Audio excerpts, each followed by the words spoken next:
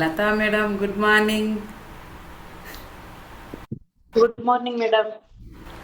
ಎಷ್ಟು ದಿವಸ ಎಲ್ಲಿ ಮಾಯ ಆಗ್ಬಿಟ್ಟಿದ್ರಪ್ಪ? ನಾನು ಸ್ವಲ್ಪ ಬಿಸಿ ಇದ್ದೆ ಮೇಡಮ್. ಅಲ್ಲಿ ದೊಡ್ಡಮ್ಮನ ಮನೆಯಲ್ಲಿದ್ದೆ, ಅಲ್ಲಿ ನೆಟ್ವರ್ಕ್ ಇರ್ಲಿಲ್ಲ. ಹೌದಾ? ಹಾಗೆ ಸಂಜೆ ಕ್ಲಾಸ್ ಅದು ನಿಮ್ದು ರೆಕಾರ್ಡ್ ಅಲ್ಲಿ ಅಟೆಂಡ್ ಆಗಿ ಮಾಡ್ತಾ ಇದ್ದೆ. Okay okay, good. Sunanda madam, good morning. Good morning, happy morning, ಶುಭೋದಯ. Good morning. Oh, what energy! Full energetic ಆಗಿದ್ದೀರಾ. ಹಿಂಗೆ ಹೇಳಿದ ತಕ್ಷಣ ನೋಡಿ ನಮಗೂ ಒಂದು ಚೆನ್ನಾಗಿ ಎನರ್ಜಿ. ನಿದ್ದೆ ಮಾಡಿದ್ರೆ ನಮಗೂ ಒಂದು ಎನರ್ಜಿ. ಚೆನ್ನಾಗಿ ನಿದ್ದೆ ಮಾಡ್ಬಿಟ್ಟು ಹೌದಾ?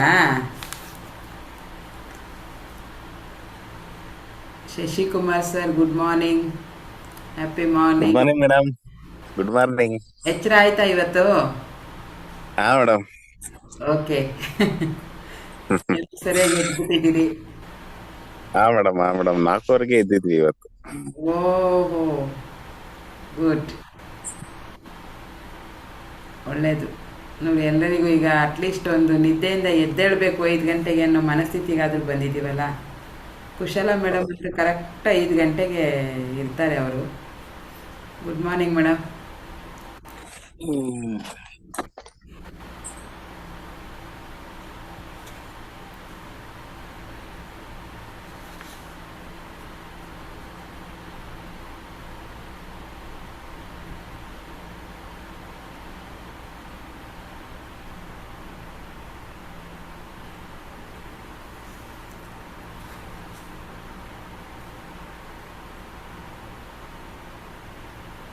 ಮತ್ತೆ ಹೇಗಿದ್ದೀರಿ ಎಲ್ಲ? ಸೂಪರ್ ಆಗಿದ್ದೀವಿ. ಸೂಪರ್.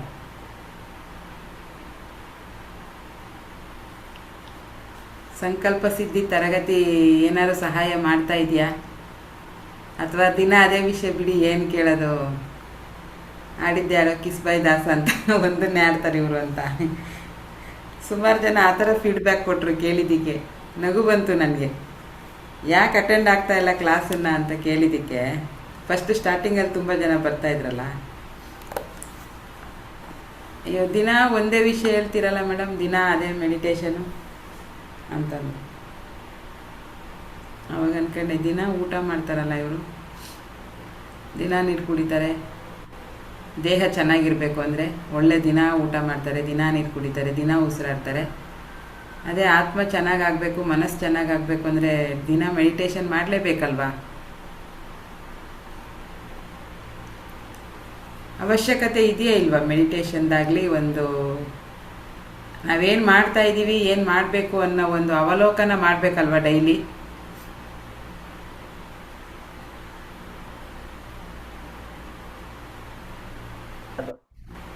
ಎಷ್ಟು ಜನಕ್ಕೆ ಅನ್ನಿಸ್ತಾ ಇದೆ ದಿನ ಅದೇ ಕೆಲಸ ಮಾಡ್ತಾರೆ ಬಿಡಿ ಏನಕ್ಕೆ ಅಂತ? ದಿನ ಅದೇ ಕೆಲಸ ಮಾಡಿದ್ರು ವಿಷಯ ಬೇರೆ ಬೇರೆ ಇರುತ್ತಲ್ಲ. ಹೌದು. ವಿಷಯ ಬೇರೆ ಬೇರೆ ಇರುತ್ತೆ. ಪ್ರತಿದಿನ ಒಂದೇ ತರ ಇಲ್ಲ. ಬೇರೆ ಬೇರೆ ಒಂದೊಂದು ಟಾಪಿಕ್ ತಗೊಂಡು ಮಾತಾಡ್ತಾ ಇದ್ದೀರಾ. ಹ್ಞೂ. ಒಂದು ಒಂದು ಸಣ್ಣ ವಿಷಯ ತಿಳ್ಕೊಂಡ್ರು ಅದು ದೊಡ್ಡ ವಿಷಯನೇ ಆಗತ್ತೆ ನಮಗೆ. ಹೌದು.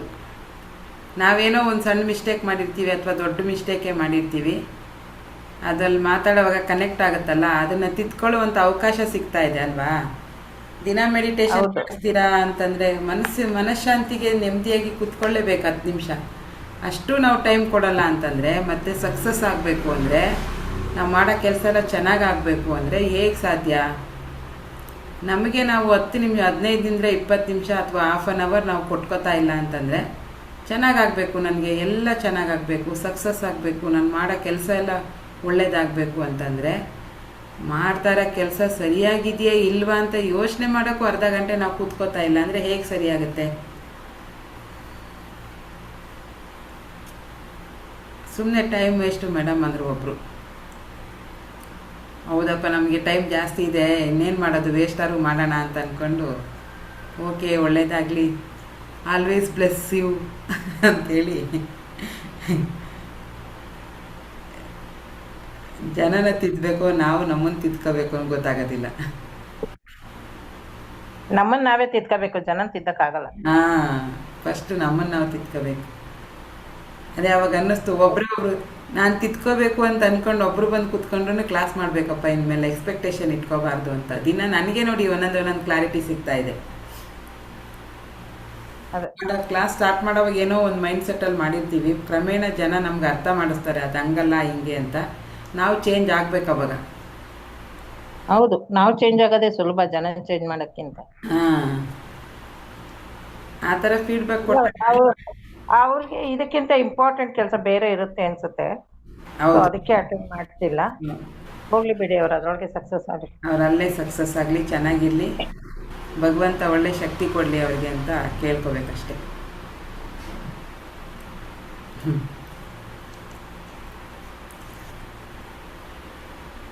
ನೆನ್ನೆ ಮಾತಾಡ್ಬೇಕಾದ್ರೆ ಕಟ್ಟಾಗೋ ಮೇಡಮ್ ಇದೇ ನೋಡಿಲ್ಲ, ಸ್ವಿಚ್ ಆಫ್ ಆಗೋಗ್ಬಿಟ್ಟಿದೆ ಮೊಬೈಲು. ಆಮೇಲೆ ಚಾರ್ಜಿಗೆ ಹಾಕಿದೆ, ಮತ್ತೆ ಒಂದು 10% ಆಯಿತು. ಮಾಡೋಣ ಅಂದ್ಕೊಂಡೆ, ಪಾಪ ಟೈಮ್ ಆಗೋಗಿತ್ತಲ್ಲ, ನೀವು ನಿದ್ದೆ ಮಾಡಿರ್ತೀನೋ, ಡಿಸ್ಟರ್ಬ್ ಆಗೋದು ಬೇಡ ಅಂದ್ಬಿಟ್ಟು ನಾನು ಮಲಗಿಬಿಟ್ಟೆ. ಗೊತ್ತಿಲ್ಲ, 11:30 ಮೇಲೆ ಅಣ್ಣ ಅತ್ತಿಗೆಲ್ಲ ಕಾಲ್ ಮಾಡಿದ್ದಾರೆ. ಗೊತ್ತಿಲ್ಲ ಏನಾಗಿದೆ ಅಂತ, ಯಾವ ನ್ಯೂಸ್ ಬಂದರೂ ಬರ್ಬೋದು. I am ready to receive, mentally strong ಆಗಿ ಕೂತಿದ್ದೀನಿ ಈಗ. ಏನು ಬಂದು ಮೈಸೂರಿಗೆ ಹೋಗೋದು ಕ್ಯಾನ್ಸಲ್ ಆಗುತ್ತೋ ಏನೋ ಗೊತ್ತಿಲ್ಲ. ಅಷ್ಟೊತ್ತಲ್ಲಿ ಫೋನ್ ಮಾಡಲ್ಲ ಅವ್ರು ಯಾವತ್ತೂ. ನಂದು 11 ಗಂಟೆಗೆ 11 ಗಂಟೆಗೆ ನನ್ನ ಮೊಬೈಲ್ ಆಟೋಮೆಟಿಕ್ ಸ್ವಿಚ್ ಆಫ್ ಆಗುತ್ತೆ, 4 ಗಂಟೆಗೆ ಅದೇ ಆನ್ ಆಗುತ್ತೆ. ಅಂದರೆ ಯಾವಾಗಲೂ ಫಸ್ಟೆಲ್ಲ ಮೊಬೈಲ್ ನೋಡೋ ಒಂದು ಗೀಳಿತ್ತಲ್ಲ, ಮೊಬೈಲ್ ನೋಡ್ತಾ ಇರ್ತಿದ್ದೆ ಜಾಸ್ತಿ. ಇವಾಗಲ್ಲ, ಒಂದು 3-4 ವರ್ಷದ ಹಿಂದೆ. ಅವಾಗ ನನ್ನ ಮಗಳು ಟೈಮ್ ಸೆಟ್ ಮಾಡಿ ಇಟ್ಟಿದ್ದಾಳೆ, ನೀನು 12 ಗಂಟೆ ಅಂತಾನೆ ಇರ್ತೀಯಾ, ನಿನಗೆ ಮೊಬೈಲ್ ನೋಡ್ತಾ ನೋಡ್ತಾ ಟೈಮೇ ಗೊತ್ತಾಗೋದಿಲ್ಲ ಅಂತ ಹೇಳ್ಬಿಟ್ಟು ಅದು 11 ಗಂಟೆಗೆ ಆಫ್ ಆಗಿಬಿಡುತ್ತೆ, 4 ಗಂಟೆಗೆ ಅದೇ ಆನ್ ಆಗುತ್ತೆ. ಅದು ಮೊಬೈಲ್ ಹೆಂಗೆ ಕೆಲಸ ಮಾಡುತ್ತೋ ನನ್ನ ಟೈಮ್ ಹಂಗಂಗೆ ಸೆಟ್ ಆಗಿದೆ. ಅದು ತಕ್ಷಣ ನಾನು ಮಲ್ಕೋತೀನಿ 11 ಗಂಟೆಗೆ, 4 ಗಂಟೆಗೆ ಎದ್ದೇಳುವಾಗ ನಾನು ಎದ್ದೇಳ್ತೀನಿ. ಸೊ ಹಾಗಾಗಿ 11:15ಗೆ ಕಾಲ್ ಬಂದಿದೆ. ಗೊತ್ತಿಲ್ಲ, ಅಷ್ಟೊತ್ತಲ್ಲಿ ಮಾಡಲ್ಲ ಯಾವತ್ತೂ ಅವರು. ಬೆಳಗ್ಗೆ ಮಾಡ್ಬಿಡ್ಬೇಕಾಗಿತ್ತು ನೀವು. 5 ಗಂಟೆ 4:45 5 ಗಂಟೆಗೆ ಎದ್ದಿರ್ತಾರೆ. ಎದ್ದಿದ್ದಾರೋ ಇಲ್ವೋ ಏನೋ ನೋಡೋಣ, ಇನ್ನೊಂದು 10 ನಿಮಿಷ ಬಿಟ್ಟು ಮಾಡೋಣ, ಅರ್ಧ ಗಂಟೆ ಬಿಟ್ಟು ಅಂತ ಸುಮ್ಮನೆ ಅದನ್ನು. ಇಬ್ಬರದು ಕಾಲ್ ಬಂದಿದೆ, ಗೊತ್ತಿಲ್ಲ ಏನು ನ್ಯೂಸ್ ಬರುತ್ತೆ ಅಂತ. ಮಾತಾಡ್ಬಿಡಿ ಮೇಡಮ್, ಹಂಗಾದ್ರೆ ಹ್ಞೂ, ಏನ್ ಅರ್ಜೆಂಟ್ ಇದೆಯಾ ಏನೋ, ಮಾತಾಡ್ಬಿಡಿ ಹಂಗಾದ್ರೆ. ಮಾತಾಡಲಿ ಅಂತೀರಾ? ಮಾತಾಡಿ, 2 ನಿಮಿಷ ಮಾತಾಡಿ, ಪರವಾಗಿಲ್ಲ. ಆ ಥರ ಪರಿಸ್ಥಿತಿಯಲ್ಲಿ ಇರ್ಬೇಕಾದ್ರೆ ರಿಸೀವ್ ಮಾಡ್ಬೇಕಾಗತ್ತೆ ನೀವು. ಅಲ್ಲ, ಸ್ವಿಚ್ ಆಫ್ ಆಗೋಗ್ಬಿಡುತ್ತಲ್ಲ.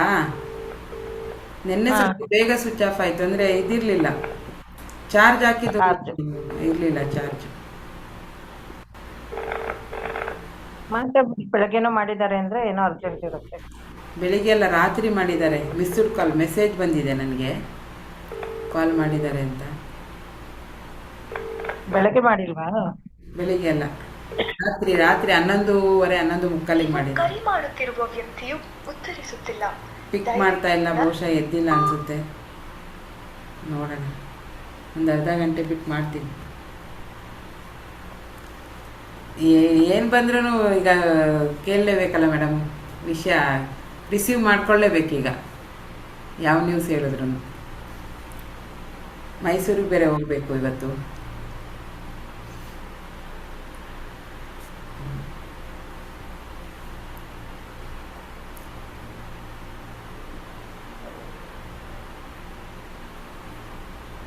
ಓಕೆ, ಸ್ಟಾರ್ಟ್ ಮಾಡಿ, ಬೇಗ ಕ್ಲೋಸ್ ಮಾಡಿಬಿಡಿ ಹಂಗಾದ್ರೆ. ಅದೇ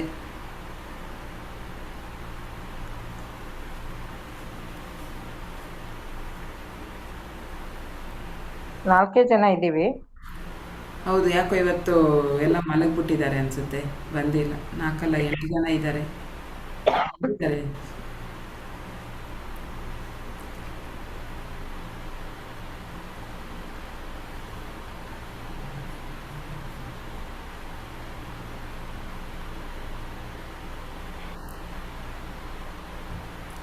ಅದೇ ಮಂಡೆಯಿಂದ ಮನಿ ಬಗ್ಗೆ ಮಾತಾಡೋಣ ಅಂತ. ಎಲ್ಲರಿಗೂ ಅವಶ್ಯಕತೆ ಇದೆ ಅಲ್ವಾ?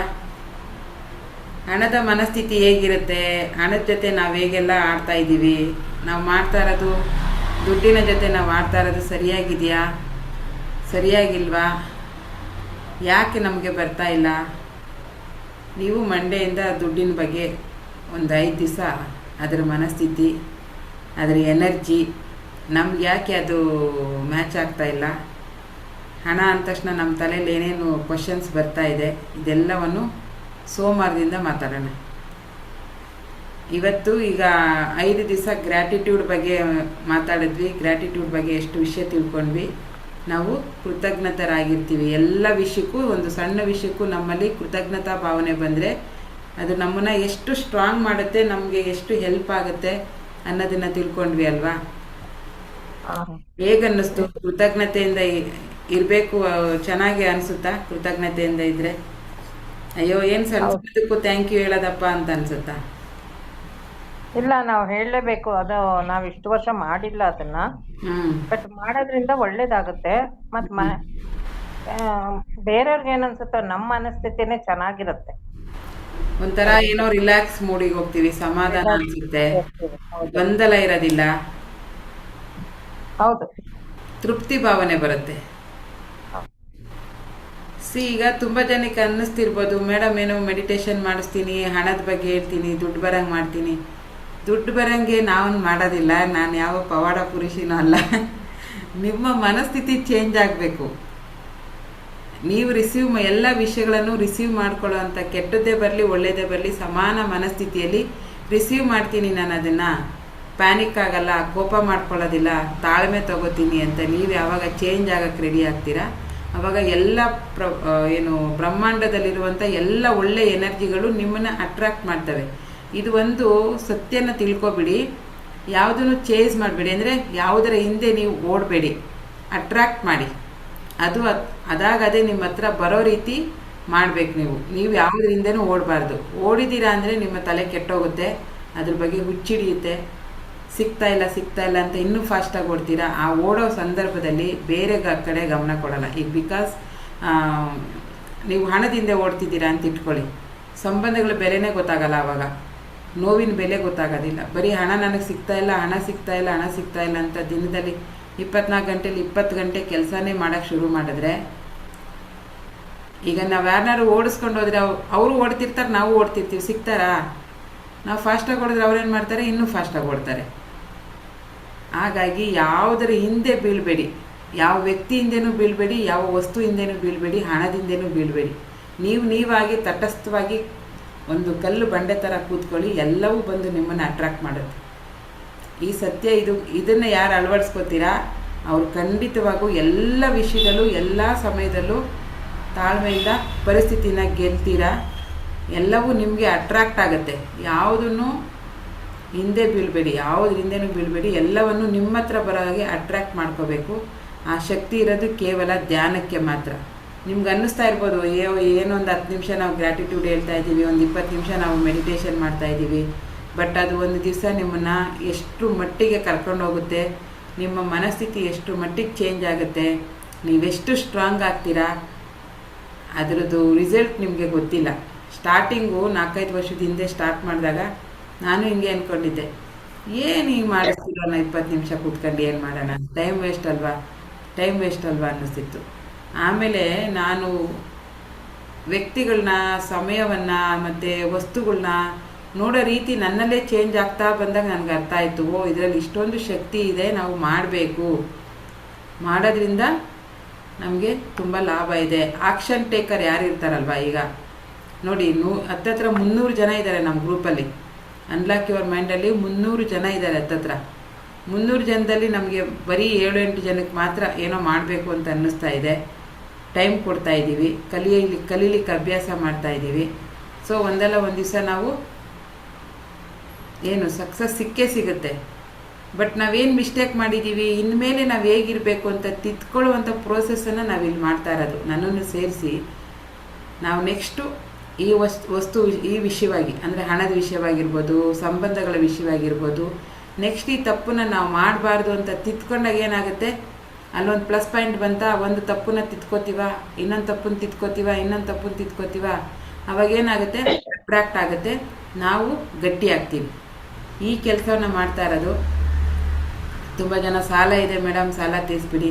ಖಂಡಿತವಾಗೂ ನಿಮ್ಮ ಸಾಲ ತೀರ್ಸೋಕೆ ನನ್ನ ಕೈಲಾಗಲ್ಲ, ಯಾಕಂದರೆ ನನ್ನ ಸಾಲನೇ ನಾನು ತೀರ್ಸೋ ಸುಮಾರಿದೆ. ಸೊ ಹಾಗಾಗಿ ಅದನ್ನು ಹೇಗೆ ನಿಭಾಯಿಸಬೇಕು ಅಂತ ಹೆಜ್ಜೆ ಹೆಜ್ಜೆಗೂ ಚಿಕ್ಕ ಚಿಕ್ಕದಾಗಿ ಡೈಲಿ ಒಂದೊಂದು ಮೆಸೇಜ್ ಕೊಡ್ತಾ ಹೇಳ್ಕೊಡ್ತಾ ಇದ್ದೀನಿ ಅಷ್ಟೇ. ನೀವು ರೆಡಿ ಆಗಬೇಕು.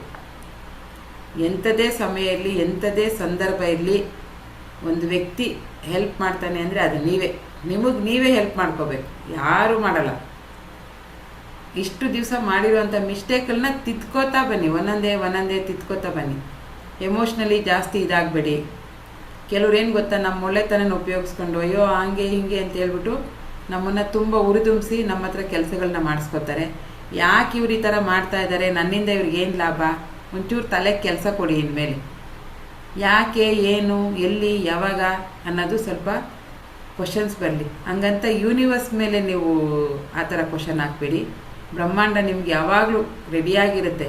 ನೀವೊಂದು ಹೆಜ್ಜೆ ಇರಲಿ ಅಂತ ಕಾಯ್ತಾ ಇರುತ್ತೆ. ಒಳ್ಳೆ ವಿಷಯಕ್ಕೆ ನೀವೊಂದು ಹೆಜ್ಜೆ ಇಟ್ಟರೆ ಇದ್ರ ಜೊತೇಲಿ ನಾನು 10 ಹೆಜ್ಜೆ ಇಡಿಸ್ತೀನಿ ಅಂತ ಕಾಯ್ತಾ ಇರುತ್ತೆ. ಅದು ಜನರ ಹತ್ರ ನೀವು ಸ್ವಲ್ಪ ಇದಾಗಿರ್ಬೇಕು, ಹುಷಾರಾಗಿರ್ಬೇಕು. ಯಾಕೆ ಹೇಳ್ತಾ ಇದ್ದಾರೆ, ಏನು ಲಾಭ ಇರ್ಬೋದು ಇವರಿಗೆ, ನನ್ನನ್ನು ಇಷ್ಟೊಂದು ಯಾಕೆ ಹೊಗಳ್ತಾ ಇದ್ದಾರೆ, ಇದರಿಂದ ನನಗೇನಾದ್ರು ಹಾನಿ ಆಗುತ್ತಾ? ಹಾನಿ ಆಗೋದಾದರೆ ನಿಷ್ಠೂರವಾಗಿ ಮಾತಾಡೋದನ್ನು ಕಲೀರಿ. ಕೆಲವ್ರ ವೀಕ್ನೆಸ್ ಏನು ಗೊತ್ತಾ, ಯಾರು ಏನಾರು ಕೇಳಲಿ, ಏನಾರು ಹೇಳಿ, ಇಲ್ಲ ಬೇಡ ಅಂತ ಹೇಳೋಕ್ಕೆ ಭಯ. ಎಲ್ಲಿ ಇವರು ನನ್ನನ್ನು ಬಿಟ್ಟು ಹೊಟ್ಟೋಗ್ಬಿಡ್ತಾರೋ. ಬಿಟ್ಟು ಹೊಟ್ಟೋದ್ರೆ ಏನಾಯಿತು, ಅವ್ರು ಇಲ್ಲದೆ ಬದುಕೋದನ್ನು ಕಲೀರಿ. ಅವರೊಬ್ಬರೇ ಜೀವನ ಅಲ್ವಾ. ನಿಮ್ಮ ಒಳ್ಳೆತನವನ್ನು ದುರುಪಯೋಗ ಪಡಿಸ್ಕೊತಾ ಇದ್ದಾರೆ ಅಂದರೆ ಅವ್ರಿಗೆ ನಿನ್ನ ಜೊತೆ ಇರೋಕ್ಕಾಗಲ್ಲ, ನಿನಗೆ ಈ ಕೆಲಸ ಮಾಡ್ಕೊಡೋಕ್ಕಾಗಲ್ಲ, ನಾನು ನಿನಗೆ ಹಣ ಕೊಡೋಕ್ಕಾಗಲ್ಲ. ಕೆಲವು ನಮ್ಮ ಇದನ್ನು ಉಪಯೋಗಿಸ್ಕೊತಿರ್ತಾರೆ, ನಮ್ಮ ವೀಕ್ನೆಸ್ಸನ್ನು. ಈ ವಿಷಯವಾಗಿ ಇವ್ರನ್ನ ಎಮೋಷ್ನಲಿ ಬ್ಲಾಕ್ ಮೇಲ್ ಮಾಡಿದರೆ ಇವ್ರು ಕೆಲಸ ಮಾಡಿಕೊಡ್ತಾರೆ ಅಂತೇನು ಮಾಡ್ತಾರೆ, ಆ ವಿಷಯವಾಗಿ ಅದನ್ನೇ ನಮ್ಮ ಮೇಲೆ ಅಸ್ತ್ರವಾಗಿ ಬಿಟ್ಟು ನಮ್ಮನ್ನು ಯೂಸ್ ಮಾಡ್ಕೊತಿರ್ತಾರೆ. ಅಂಥವರಿಗೆ ನಿಷ್ಠೂರವಾಗಿ ಮಾತಾಡೋದನ್ನು ಕಲೀರಿ. ಆಗಲ್ಲ ಅಂದರೆ ಆಗಲ್ಲ, ಬೇಡ ಅಂದರೆ ಬೇಡ, ಆ ಥರ ಹೇಳೋದನ್ನು ಕಲ್ತ್ಕೊಳ್ಳಿ. ಅಯ್ಯೋ ನಾನು ಬೇಡ ಅಂದ್ಬಿಟ್ರೆ ಇವರು ನನ್ನನ್ನು ಬಿಟ್ಟು ಹೊಟ್ಟೋಗ್ಬಿಡ್ತಾರೆ, ನನ್ನ ಜೊತೆ ಮಾತಾಡೋದಿಲ್ಲ, ಏನು ತಪ್ಪು ತಿಳ್ಕೊತಾರೋ ಏನೋ. ನೀವೇನು ಕೆಟ್ಟ ಕೆಲಸ ಮಾಡ್ತಾ ಇರೋದಿಲ್ಲ. ಅವ್ರನ್ನ ಅವಾಯ್ಡ್ ಮಾಡೋದು ಕಲ್ತ್ಕೊಳ್ಳಿ. ನಿಮ್ಮ ಮನಸ್ಸಿಗೆ ಬೇಜಾರಾಗ್ತಾ ಇದೆ, ಅವ್ರ ಜೊತೆಲಿ ಇರೋವಾಗ ನೀವು ಕಂಫರ್ಟಬಲ್ ಆಗಿಲ್ಲ, ಆ ಥರ ಫೀಲ್ ಮಾಡ್ತಾ ಇಲ್ಲ ಅಂದರೆ ಅಂಥವ್ರನ್ನ ಅವಾಯ್ಡ್ ಮಾಡೋದು ಕಲ್ತ್ಕೊಳ್ಳಿ. ನಿಮ್ಮ ರಿಲೇಷನ್ಶಿಪ್ ನನಗೆ ಬೇಡ ಅಂತ ಬಾಯಿ ಬಿಟ್ಟು ಹೇಳೋದನ್ನು ಕಲ್ತ್ಕೊಳ್ಳಿ. ಎಷ್ಟು ಜನ ಈ ಥರ ಸಮಸ್ಯೆಯಲ್ಲಿ ಸಿಕ್ಕಾಕೊಂಡಿದ್ದೀರಾ? ಯಾರೋ ಒಂದು ವ್ಯಕ್ತಿ ನಿಮ್ಮನ್ನು ಎಮೋಷ್ನಲಿ ಬ್ಲಾಕ್ ಮೇಲ್ ಮಾಡ್ತಿರ್ತಾರೆ. ಯಾವುದೋ ನಿಮ್ಮದೊಂದು ಇದನ್ನ ಇಟ್ಕೊಂಡು ಆ ಕೆಲಸ ಮಾಡಿಕೊಡು, ಈ ಕೆಲಸ ಮಾಡಿಕೊಡು, ಅಥವಾ ಅಲ್ಲಿ ಬರಬೇಕು, ಇಲ್ಲಿ ಬರಬೇಕು, ನಾನು ಹೇಳ್ದಂಗೆ ಕೇಳಬೇಕು, ನನಗೆ ಇಷ್ಟು ದುಡ್ಡು ಅರೇಂಜ್ ಮಾಡು. ಕೆಲವರು ಇರ್ತಾರೆ ಅಲ್ವಾ, ಒಂಥರ ಮ್ಯಾನಿಪ್ಯುಲೇಟ್ ಮಾಡೋದು. ನಮ್ಗೆ ಇಷ್ಟ ಇಲ್ಲ ಅಂದ್ರೂ ನಾವು ಮಾಡಬೇಕು ಆ ಕೆಲಸನ, ಆ ಥರ ನಮ್ಮನ್ನು ರೆಡಿ ಮಾಡ್ತಾರೆ. ಅಂಥವ್ರು ನಿಮ್ಮ ಲೈಫಲ್ಲಿ ಇದ್ದಾರಾ? ನನಗೆ ಬೇಡ ಅಂದ್ರೂ ಆ ಕೆಲಸ ಮಾಡಬೇಕು ನಾನು ಅವ್ರಿಗೋಸ್ಕರ. ಅಂಥವ್ರಿಗೆ ನಿಷ್ಠೂರವಾಗಿ ಮಾತಾಡೋದನ್ನು ಕಲಿಬೇಕು. ಹಂಗಂತ ಎಲ್ಲರಿಗೂ ಮಾತಾಡಬೇಡಿ. ಕುಶಾಲ ಮೇಡಮ್, ಎಸ್. ಅದರಿಂದ ತುಂಬ ಬೇಜಾರಾಗುತ್ತೆ ಅಲ್ವಾ, ಮನಸ್ಸಿಗೆ ಇಷ್ಟ ಇರಲ್ಲ, ಆದರೂ ಮಾಡ್ತಾ ಇರಬೇಕು. ಹಿಂಸೆ ಆಗ್ತಾ ಇರುತ್ತೆ, ಆದರೂ ಅವ್ರು ಕೇಳಲ್ಲ. ನಿಮ್ಮ ಭಾವನೆಗಳ ಬಗ್ಗೆ ಅವರಿಗೆ ಬೆಲೆನೇ ಇರಲ್ಲ. ನಿಮ್ಗೇನಾದರೂ ಆಗಲಿ ನಾನು ಕೆಲಸ ಮಾಡು ಅನ್ನೋರು ತುಂಬ ಜನ ಇರ್ತಾರೆ ನಮ್ಮ ಲೈಫಲ್ಲಿ. ಅಂಥವ್ರಿಗೆ ನಿಷ್ಠೂರವಾಗಿ ನನಗಿಂತ ಮುಖ್ಯ ಬೇರೆ ಯಾರೂ ಅಲ್ಲ, ಸೆಲ್ಫ್ ಲವ್ ಅಂತಾರೆ. ನಾನು ಫಸ್ಟು ನನ್ನನ್ನು ಇಷ್ಟಪಡಬೇಕು. ಮಾನಸಿಕವಾಗಿ ಆಗಲಿ, ದೈಹಿಕವಾಗಲಿ, ಆರ್ಥಿಕವಾಗಲಿ ನನಗೆ ನಾನು ಲಾಸ್ ಮಾಡ್ಕೊಳ್ಳೋಕ್ಕೆ ರೆಡಿ ಇಲ್ಲ. ಒಳ್ಳೆಯವರಿಗೆ ಹೆಲ್ಪ್ ಮಾಡಿ, ನಿಮಗೆ ಒಳ್ಳೆ ರೀತಿಯಲ್ಲಿ ಕೇಳ್ತಾ ಇರೋರಿಗೆ ಹೆಲ್ಪ್ ಮಾಡಿ. ಲೈಫಲ್ಲಿ ತುಂಬ ವರ್ಷದಿಂದ ಪರಿಚಯ ಇರ್ತಾರೆ, ಒಂದು ದಿವಸನೂ ನಿಮ್ಮ ಹತ್ರ ಏನು ಹೆಲ್ಪ್ ಕೇಳಿರಲ್ಲ, ಅಪರೂಪಕ್ಕೆ ಏನೋ ಒಂದು ಕೆಲಸ ಕೇಳ್ತಾರೆ, ಅಂಥವ್ರಿಗೆ ಮಾಡಿಕೊಡಿ. ಬಟ್ ಇನ್ನೂ ಕೆಲವ್ರು ಇರ್ತಾರೆ, ದಿನ ಬೆಳಿಗ್ಗೆ ಆದರೆ ನಿಮ್ಮಿಂದ ಏನೋ ಒಂದು ಎಕ್ಸ್ಪೆಕ್ಟೇಷನ್ ಮಾಡ್ತಾ ಇರ್ತಾರೆ, ಬಟ್ ಅವ್ರ ಕಡೆಯಿಂದ ಯಾವ ಸಹಾಯನೂ ನಿಮಗೆ ಸಿಗ್ತಾ ಇರಲ್ಲ, ಆದರೂ ನೀವು ಅವ್ರಿಗೆ ಹೆಲ್ಪ್ ಮಾಡಬೇಕು ಅಂತ ಧೋರಣೆ ಮಾಡ್ತಿರ್ತಾರೆ. ಅಂಥವ್ರಿಗೆ ನಿಷ್ಠೂರವಾಗಿ ನಾನು ಮಾಡಲ್ಲ ಅಂತ ಮಾತಾಡೋದನ್ನು ಇನ್ಮೇಲೆ ಅಭ್ಯಾಸ ಮಾಡ್ಕೊಳ್ಳಿ. ಯಾರು ನಿಮ್ಮ ಜೀವನದಲ್ಲಿ ಆ ಥರ ಅವ್ರು ಯಾರಾದರೂ ಆಗಿರ್ಬೋದು. ಮಕ್ಕಳು ಅಷ್ಟೇ, ಕೆಲವೊಂದು ಸರಿ ತುಂಬ ನಮ್ಮನ್ನೇ ಇದು ಮಾಡ್ತಾರೆ, ಎಮೋಷ್ನಲಿ ಇದು ಮಾಡ್ತಾರೆ. ನಾವು ಮಕ್ಳಿಗೂ ಅಷ್ಟೇ ಹಂಗೆ ಮಾಡ್ತೀವಿ ಅಲ್ವಾ. ನಿನ್ಗೆ ಅದು ಕೊಡ್ತೀನಿ, ಇದು ಕೊಡ್ತೀನಿ, ಈ ಕೆಲಸ ಮಾಡೋ, ಲಂಚ ಕೊಡ್ತೀನಿ ಅಂತ ಹೇಳ್ಬಿಟ್ಟು. ಆದಷ್ಟು ಮಕ್ಕಳಿಗೆ ಸಮಯ ಕೊಡಿ. ನೀವೀಗ ಅವ್ರ ಜೊತೆ ನಿಂತು ಅವ್ರಿಗೆ ಕೊಡುವಂಥ ಟೈಮ್ ಏನಿದೆಯಲ್ಲ, ಅದೇ ನಾಳೆ ನಿಮ್ಮನ್ನು ಅವರು ಇದು ಮಾಡೋದು. ಸೊ ಹೆಂಗೆ ಹೇಳಪ್ಪ ಹೇಳೋದು ಈ ವಿಷಯನ, ಬೇಡ ಅಂದ್ಬಿಟ್ರೆ ಇನ್ನು ಬರಲ್ಲ, ಇವ್ರು ಇಲ್ಲದೆ ನನಗೆ ಇರೋಕ್ಕಾಗಲ್ಲ, ಇವ್ರ ಲೈಫಲ್ಲಿ ನನಗೆ ಬೇಕೇ ಬೇಕು, ಅವ್ರು ಎಷ್ಟನ್ನ ಕಷ್ಟ ಕೊಡ್ತಾ ಇರಲಿ ನಿಮಗೆ, ಇವ್ರು ಇಲ್ಲದೆ ನನಗೆ ಇರೋಕ್ಕಾಗಲ್ಲ, ಇವರಿಂದ ನನ್ನ ಲೈಫ್ ಇದಾಗುತ್ತೆ, ಇವ್ರು ಹೊಟ್ಟೋದ್ರೆ ನಾನು ಒಂಟಿಯಾಗಿ ಹೋಗ್ತೀನಿ ಅನ್ನೋ ಭಯ ಯಾರಿಗೆ ಕಾಡ್ತಾ ಇದೆ? ಇದರಿಂದ ಎಲ್ಲ ಹೊರಗೆ ಬರ್ಬೇಕು. ನೀವು ಹೊರಗೆ ಬಂದಾಗಷ್ಟೇ ನಿಮಗೆ ಸಕ್ಸಸ್ ಸಾಧ್ಯ, ಏನಾದ್ರು ಒಂದು ಮಾಡೋಕ್ಕಾಗತ್ತೆ, ಇಲ್ಲಾಂದರೆ ಖಂಡಿತ ಮಾಡೋಕ್ಕಾಗಲ್ಲ. ಈ ನೋವುಗಳು, ಈ ಭಾರಗಳು, ಈ ಸಂಬಂಧ ಬೇಡದೇ ಇರೋ ಸಂಬಂಧಗಳನ್ನ ಕಟ್ಟಾಕೊಳ್ಳೋದು, ಇದನ್ನೆಲ್ಲ ನೀವು ಮಾಡ್ತಾ ಇದ್ದೀರಾ ಅಂದರೆ ಸಕ್ಸಸ್ ಕಡೆ ಹೋಗೋಕ್ಕಾಗಲ್ಲ. ಸಕ್ಸಸ್ ಅಂದ್ರೇನು? ನೆಮ್ಮದಿಯ ಜೀವನ, ಎಲ್ಲ ರೀತಿಲೂ ನೆಮ್ಮದಿಯಾಗಿ ಬದುಕೋದೇ ಸಕ್ಸಸ್ಸು. ಅದನ್ನು ಮಾಡೋಕ್ಕಾಗಲ್ಲ.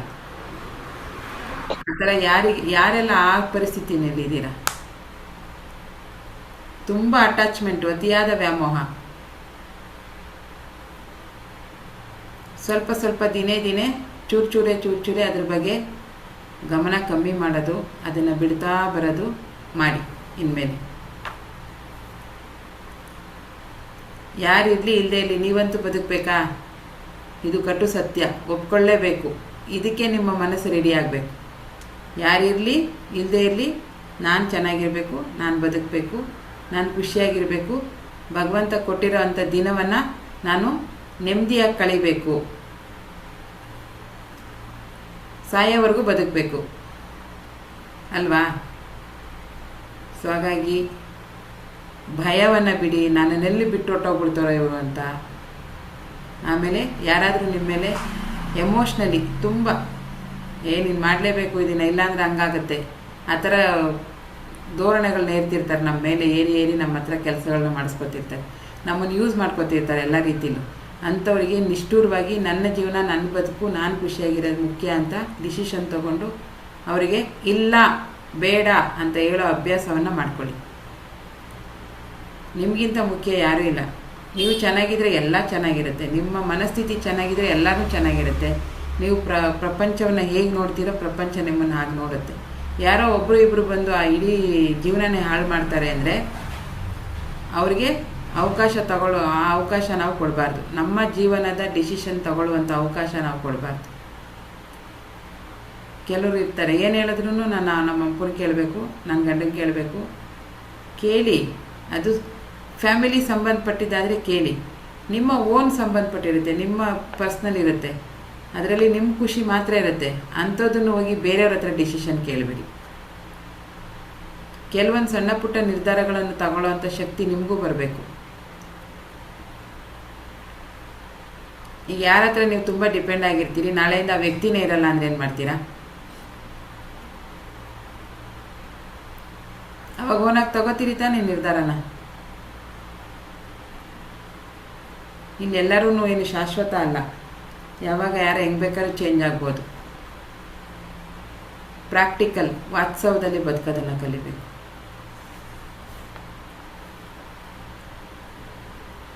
ಈಗ ತುಂಬ ಜನಕ್ಕೆ ವ್ಯಕ್ತಿ ಮುಖ್ಯನಾ ವಸ್ತು ಮುಖ್ಯನಾ ಅಂತ ಬಂದಾಗ, ನಿಮಗೇನು ವ್ಯಕ್ತಿ ಮುಖ್ಯನಾ ಅಥವಾ ನೀವು ಪ್ರೀತಿಸುವಂಥ ಯಾವುದೋ ಒಂದು ವಸ್ತು ತುಂಬ ಅದು ಬೆಲೆ ಬಾಳೋ ಅಂಥದ್ದು ಇರ್ಬೋದು, ಅಥವಾ ಯಾರೋ ನಿಮಗೆ ಕೊಟ್ಟಿರ್ತಾರೆ ನನ್ನ ನೆನಪಿಗೆ ಇಟ್ಕೊ ಅಂತ, ಅಂಥ ವಸ್ತುಗಳೇನಾದ್ರು ಡ್ಯಾಮೇಜ್ ಆದಾಗ ನಿಮಗೆ ಬೇಜಾರಾಗುತ್ತಾ, ಅಥವಾ ಆ ವಸ್ತುವನ್ನು ಡ್ಯಾಮೇಜ್ ಮಾಡಿದ ವ್ಯಕ್ತಿ ಮೇಲೆ ಬೇಜಾರಾಗುತ್ತಾ? ಕ್ವಶನ್ ಅರ್ಥ ಆಯ್ತಾ?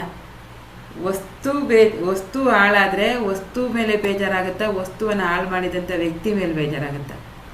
ನಿಮಗೆ ಯಾವುದು ಇಂಪಾರ್ಟೆಂಟು, ವ್ಯಕ್ತಿನ ವಸ್ತುನ? ಪ್ರೀತಿಸಬೇಕಾದ್ದು ಮನುಷ್ಯರನ್ನು ಅಥವಾ ವಸ್ತುಗಳನ್ನು? ಮನುಷ್ಯರನ್ನ. Very good.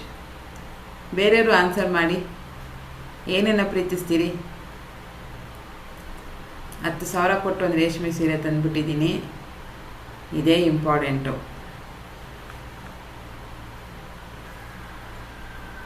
ಅದಕ್ಕೊಂದು ಸಣ್ಣ ಕತೆ ಹೇಳ್ತೀನಿ ಇವಾಗ, ಅದಕ್ಕೆ ಕೇಳ್ತಾ ಇರೋದು. ನಿಮ್ಮಲ್ಲಿ ಏನಿದೆ ವ್ಯಕ್ತಿಗಳನ್ನು. ಓಕೆ, ಪರವಾಗಿಲ್ಲ, ಎಲ್ಲ ತುಂಬ ಚೆನ್ನಾಗಿ ಇದಾಗ್ಬಿಟ್ಟಿದ್ದೀರ. ವ್ಯಕ್ತಿ ಚಂದ್ರು ಸರ್, ವ್ಯಕ್ತಿಗಳನ್ನು. ಓಕೆ, ಇದಕ್ಕೊಂದು ನಮ್ಮ ಕೋಪ ಮತ್ತು ವಸ್ತುಗಳ ಮೇಲಿನ ಅತಿಯಾದ ವ್ಯಾಮೋಹ ನಮ್ಮನ್ನು ಎಲ್ಲಿ ತಂದು ನಿಲ್ಲಿಸುತ್ತೆ ಅನ್ನೋದು ಒಂದು ಸಣ್ಣ ಕತೆ ಹೇಳ್ತೀನಿ ಈಗ. ನಮ್ಮ ಕೋಪ ಮತ್ತು ನಮಗೆ ವ್ಯಕ್ತಿಗಳ ಮೇಲೆ ಅಥವಾ ವಸ್ತುಗಳ ಮೇಲೆ ನಮಗಿರುವಂಥ ವ್ಯಾಮೋಹ ಎಲ್ಲಿ ತಂದು ನಿಲ್ಲಿಸುತ್ತೆ ನಮ್ಮನ್ನು? ಓಕೆ, ಇದು ಕತೆ ನೀವು ಕೇಳಿದಾದ್ಮೇಲೆ ನಿಮ್ಗೇನು ಅನಿಸುತ್ತೆ ಅಂತ ಹೇಳಿ, ಓಕೆನಾ? ಒಬ್ಬ ಇಂಜಿನಿಯರ್ ಇರ್ತಾನೆ.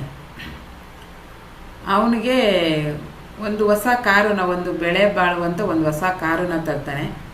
ಒಂದು ಹೆಂಡತಿ ಮತ್ತು ಒಂದು 6 ವರ್ಷದ ಮಗಳಿರ್ತಾಳೆ, ಆಯಿತಾ? ಕಾರ್ ಮೇಲೆ ತುಂಬ ವ್ಯಾಮೋಹ ಅವನಿಗೆ. ಯಾಕಂದರೆ ಅವನು ದುಡಿದು ಚೆನ್ನಾಗಿ ಇದು ಮಾಡಿ ಸೇವಿಂಗ್ ಮಾಡಿ ತೊಗೊಂಡಿರ್ತಾನೆ.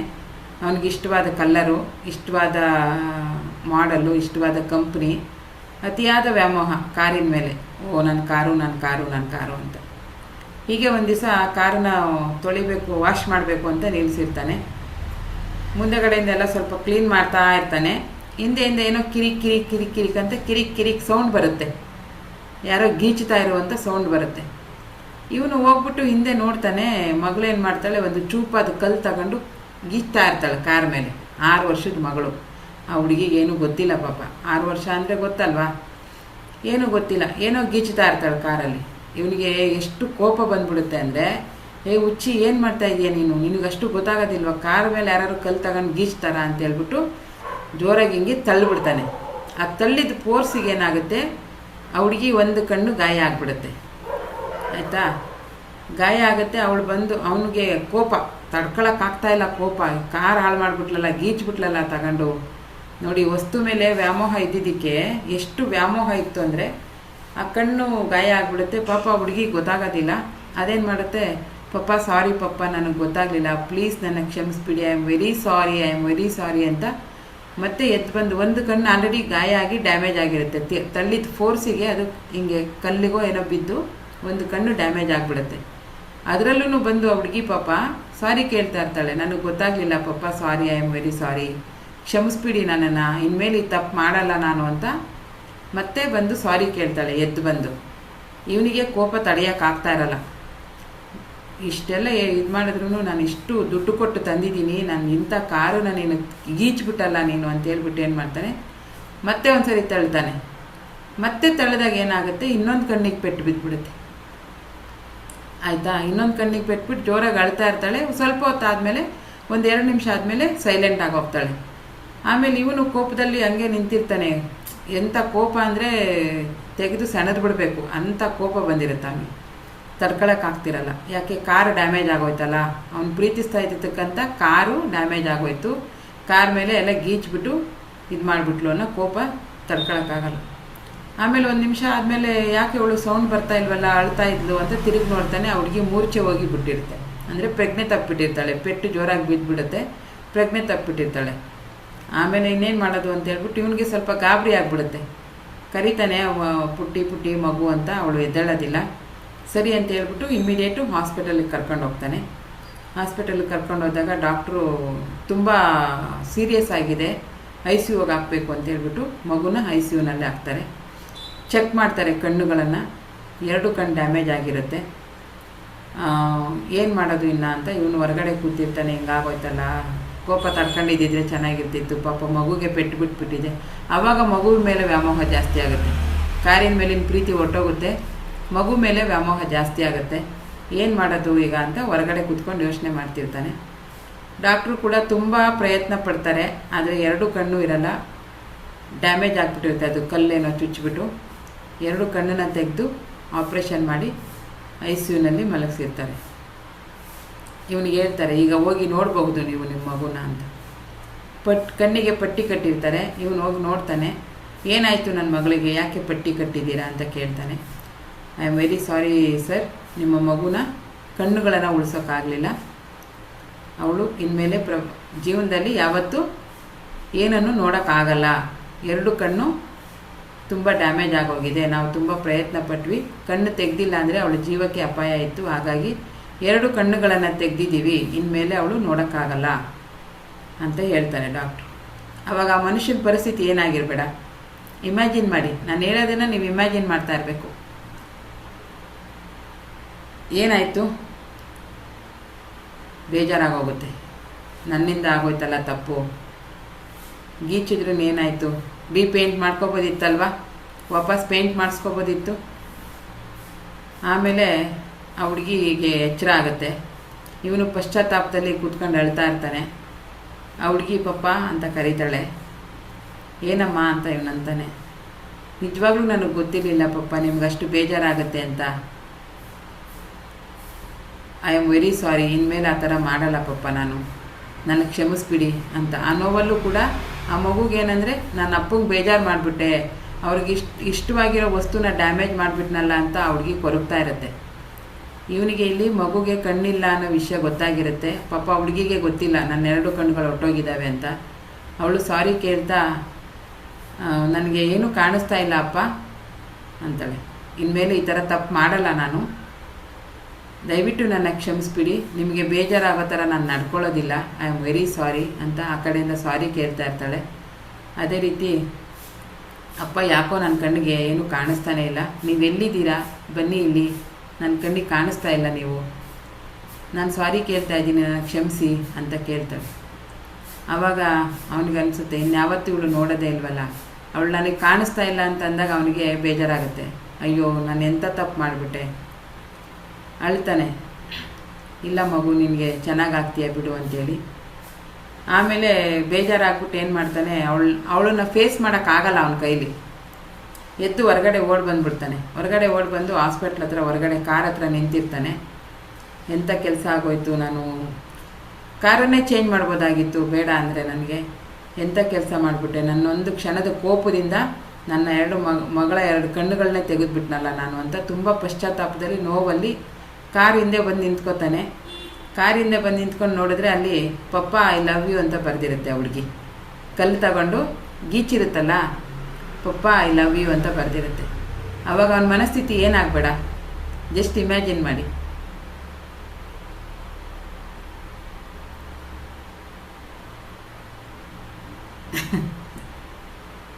ನಮ್ಮ ಕೆಲವೊಂದು ಕೋಪಗಳು ಕೂಡ ಕೆಲವೊಬ್ಬರ ಜೀವನನೇ ಹಾಳು ಮಾಡುತ್ತೆ. ಕೋಪ ಅನ್ನೋದು ಎಷ್ಟು ಕೆಟ್ಟದ್ದು ಅಂದರೆ, ಅದನ್ನು ಆ ಟೈಮಲ್ಲಿ ನೀವೇನೇ ಕೆಲಸ ಮಾಡಿ, ಕೋಪ ಬಂದಾಗ ನೀವೇನೇ ಮಾಡಿದ್ರು ಆಲ್ಮೋಸ್ಟ್ ಅಲ್ಲೂ ರಿಪೇರಿ ಮಾಡೋಕ್ಕಾಗದೇ ಇರೋಂಥ ತಪ್ಪುಗಳೇ ಆಗೋಗ್ತವೆ. ಕೋಪ ಬಂದಾಗ ನಾವು ಮಾಡುವಂಥ ಕೆಲಸಗಳು ಆಲ್ಮೋಸ್ಟು ಯಾರ್ದಾರು ಮನಸ್ಸು ನೋಯಿಸೋದಿರ್ಬೋದು, ಒಬ್ಬರಿಗೆ ಬೇಜಾರು ಮಾಡೋದಿರ್ಬೋದು, ಅವ್ರಿಗೆ ನಿಮ್ಮ ಬಗ್ಗೆ ಕೆಟ್ಟ ಆಲೋಚನೆಗಳು ಬಂದ್ಬಿಡುತ್ತೆ.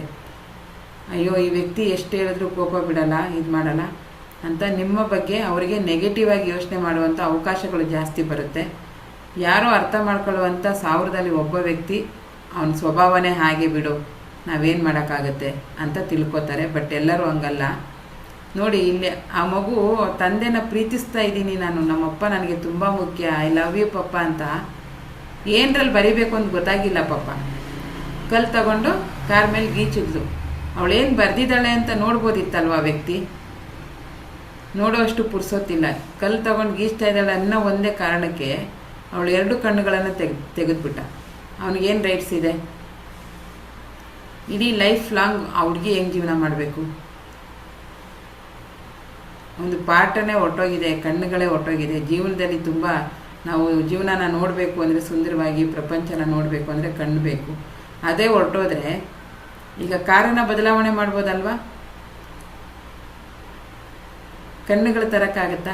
ಅಫ್ಕೋರ್ಸ್ ಮುಂದೆ ಹಾಕ್ಬೋದೇನೋ, ಅದು ಆ ಪೇಷಂಟ್ ಮೇಲೆ ನಿರ್ಧಾರ ಆಗುತ್ತೆ. ಅವ್ರು ಹೆಂಗೆ ಇದು ಮಾಡ್ತಾರೆ, ಕಣ್ಣು ಹಾಕಿದ ಮೇಲೂ ದೃಷ್ಟಿ ಬರುತ್ತಾ ಇಲ್ವಾ, ಅದು ಮೆಡಿಕಲ್ ಚಾಲೆಂಜ್, ಅದು ನಾವು ಹೇಳೋಕ್ಕಾಗಲ್ಲ.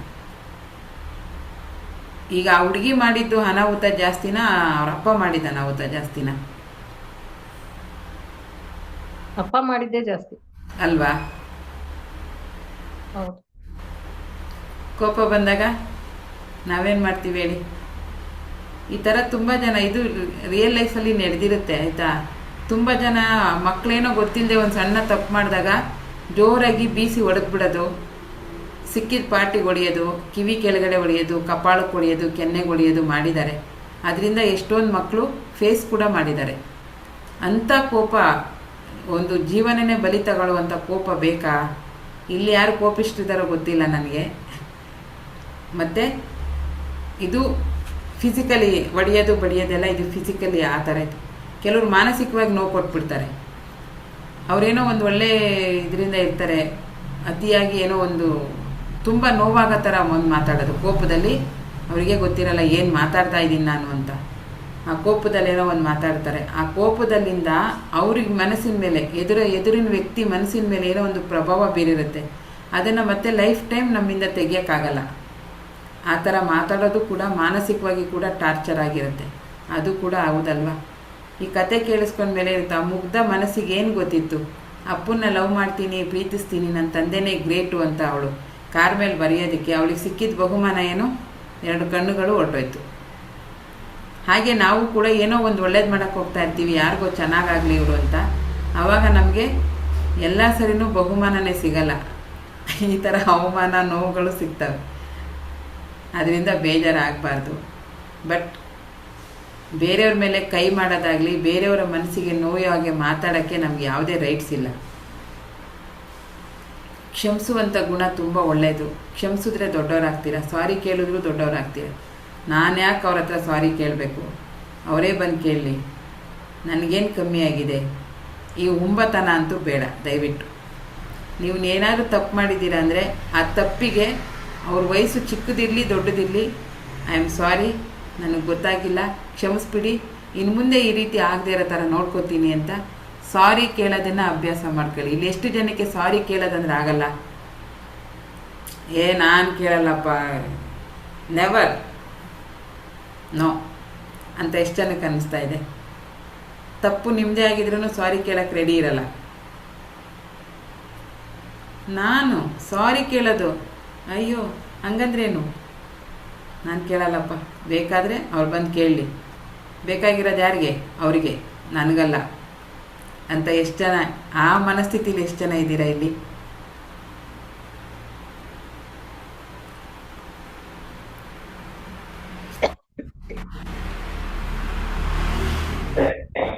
ಕುಶಲ ಮೇಡಮ್ ಸಾರಿ ಕೇಳ್ತಾರೆ. Okay, good. ಸಾರಿ ಕೇಳುವಂಥ ಗುಣ ಬೆಳೆಸ್ಕೊಳ್ಳೇಬೇಕು. ಒಂದೊಂದ್ಸರಿ ವ್ಯಕ್ತಿ ಮುಖ್ಯನಾ ಮಾತು ಮುಖ್ಯನಾ ಅಂತಂದಾಗ ನಿಮಗೆ ವ್ಯಕ್ತಿನೇ ಮುಖ್ಯ, ಅವ್ರ ಜೊತೆ ಇದ್ದಾಗ ಚೆನ್ನಾಗಿರ್ತೀರಾ ಅಂತಂದರೆ, ಅವರು ಬಾಯಿ ತಪ್ಪು ಏನೋ ಒಂದು ಅಂದಾಗ ಕ್ಷಮಿಸ್ಬಿಡಿ, ಅವ್ರ ಜೊತೆ ರಿಲೇಷನ್ಶಿಪ್ ಕಂಟಿನ್ಯೂ ಮಾಡಿ.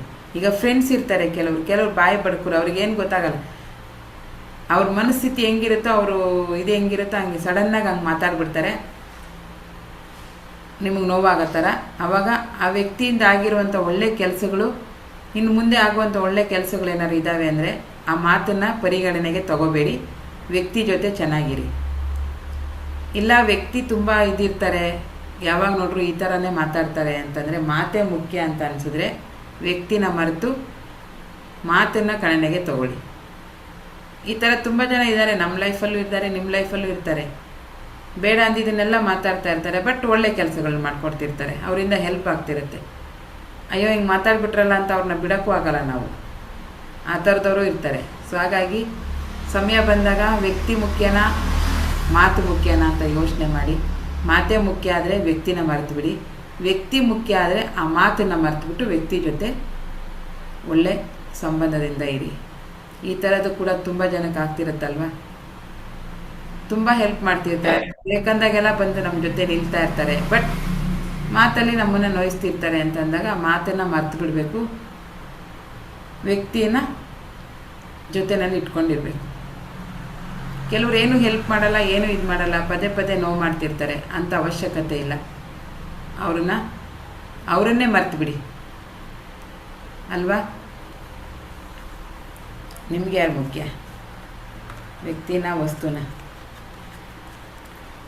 Depends upon time. ವ್ಯಕ್ತಿನೂ ಅಲ್ಲ, ವಸ್ತುನೂ ಅಲ್ಲ. ಒಂದೊಂದ್ಸರಿ ನಮಗೆ ತುಂಬ ನೋವಾಗುತ್ತೆ, ಆದರೆ ವ್ಯಾಮೋಹ ನಮಗೆ ವಸ್ತುಗಳ ಮೇಲೆ ಇರಬಾರ್ದು. ಅತಿಯಾದ ವ್ಯಾಮೋಹ ವಸ್ತುಗಳ ಮೇಲಿದ್ದಾಗ ಆ ವಸ್ತುನ ಯಾರಾದರೂ ಡ್ಯಾಮೇಜ್ ಮಾಡಿದಾಗ ನೋಡಿ ಇಂಥ ಅನಾಹುತಗಳಾಗೋಗ್ತವೆ, ಅವ್ರ ಲೈಫೇ ಡ್ಯಾಮೇಜ್ ಆಗಿಬಿಡುತ್ತೆ. ಸೊ ಹಾಗಾಗಿ ನಿಮಗೆ ಯಾವುದ್ರ ಮೇಲೆ ಅತಿಯಾದ ವ್ಯಾಮೋಹ ಇದ್ದರೆ ಇರ್ರಿ, ತುಂಬ ವ್ಯಾಮೋಹ ಬೇಡ. ಇನ್ ಕೇಸ್ ಅದು ಯಾರಿಂದನಾದ್ರು ಡ್ಯಾಮೇಜ್ ಆಯಿತು ಅಂದರೆ ಅವ್ರ ಮೇಲೆ ಯಾವುದೇ ಥರದ ಆಕ್ಷನನ್ನು, ಸರಿ ಮಾಡೋಕ್ಕಾಗದೇ ಇರೋಂಥ ಆಕ್ಷನನ್ನು ತಗೊಳಕ್ಕೆ ಹೋಗ್ಬಿಡಿ. ಓಕೆನಾ? ಈ ಕತೆ ಕೇಳಿದ ಮೇಲೆ ಯಾರಿಗೆಲ್ಲ ಮೈಂಡ್ ಓಪನ್ ಆಯಿತು? ಏನು ಅನ್ನಿಸ್ತು? ಕೇಳಿದ್ರ ಈ ಕತೆನ ಯಾವತ್ತಾರು? ಕತೆ ಕೇಳಿರ್ಲಿಲ್ಲ, ಆದ್ರೆ ಕೋಪ ಅನ್ನೋದು ಕೊಲೆಸ್ಟ್ರಾಲ್ಗಿಂತ ಕೆಟ್ಟದ್ದು. ಬಾಡಿನಲ್ಲಿ ಕೊಲೆಸ್ಟ್ರಾಲ್ ಇದ್ದಾಗ ಎಷ್ಟು ಕೇರ್ ತಗೋತೀವಿ, ಆದ್ರೆ ಕೋಪನ ನಿಗ್ರಹ ಮಾಡ್ಕೊಳ್ಳೋಕೆ ಗೊತ್ತೇ ಇರೋದಿಲ್ಲ ಅದು. ಕೋಪ ಅನ್ನೋದೇ ಒಂದು ಅಸ್ತ್ರ ಮಾಡ್ಕೊಂಡ್ಬಿಡ್ತಾರೆ ಕೆಲವರು. ಹೌದು. ಆದ್ರೆ ಕೋಪ ಅನ್ನೋದು ನಮ್ಮ ಬಾಡಿಲಿರೋ ಕೊಲೆಸ್ಟ್ರಾಲ್ಗಿಂತ ಕೆಟ್ಟದ್ದು. ನನ್ನ ಫ್ರೆಂಡ್ ಒಬ್ರು ಇದ್ದಾರೆ, ಅಂದರೆ ಪರಿಚಯದವರು ಸುಮಾರು ವರ್ಷಗಳಿಂದ. ಅವ್ರ ಮಕ್ಕಳು ಆಲ್ರೆಡಿ ಈಗ ಡಿಗ್ರಿ ಮಾಡೋ ಲೆವೆಲಿಗೆ ಬಂದಿದ್ದಾರೆ, ಹೆಣ್ಮಕ್ಳು ಇಬ್ಬರು. ಅವ್ರ ಮಿಸ್ಸಸ್ ಹೇಳ್ತಾರೆ, ಮೇಡಮ್ ಎಷ್ಟು ಕೋಪ ಅಂದರೆ ಅವ್ರು ಅದನ್ನು ಹೇಗೆ ಹೇಳ್ತಾರೆ ಅಂದರೆ, ನಾನು ಒಂದು 2-3 ಮಾತಾಡೋವರೆಗೂ ಸುಮ್ಮನೆ ಇರ್ತೀನಿ, ನನಗೆ ಕೋಪ ಹತ್ತುತ್ತದೆ. ಇಲ್ಲಿನ ಭಾಷೆ ನಾನು ಹೇಳೋದು, ಕೋಪ ಹತ್ತುತ್ತದೆ. ಮೊನ್ನೆ ಮಗಳಿಗೆ ಹೊಡೆದೆ, ಆ ಗೋಡೆಗೆ ಹೋಗಿ ವಾಪಸ್ ಬಂದು. ಅಂದರೆ ಹೆಂಗೆ ಹೊಡೆದಿರಬೇಕು ಯೋಚನೆ ಮಾಡಿ. ನಾನು ಹೇಳಿದೆ, ಇದು ಯಾವ ದೊಡ್ಡ ಸಾಧನೆ ಅಂತ ಬಂದು ಇಲ್ಲಿ ಹೇಳ್ತಾ ಇದ್ದೀರಾ ನನ್ನ ಹತ್ರ ಅಂದೆ. ನಾನು ಹೊಡೆಯೋ ಫೋರ್ಸಿಗೆ ಆ ಕಡೆ ಗೋಡೆಗೆ ಹೋಗಿ ಟಚ್ ಆಗಿ ವಾಪಸ್ ನನ್ನ ಹತ್ರನೇ ಬಂದ್ಲು ಮಗಳು. ಆ ಟೈಮಲ್ಲಿ ಏನೋ ಒಂದು ಡ್ಯಾಮೇಜ್ ಆಯಿತು, ಇನ್ನು ಮುಂದಿನ ಭವಿಷ್ಯ ಅವ್ರು ಕಟ್ಕೊಡ್ತಾರೆ. ಈಗ ಒಂದು 4 ದಿವಸದ ಹಿಂದೆ ಹೇಳಿದ್ದು. ನಾನು ಹೇಳಿದೆ, ಇದು ಯಾವ ದೊಡ್ಡ ಸಾಧನೆ.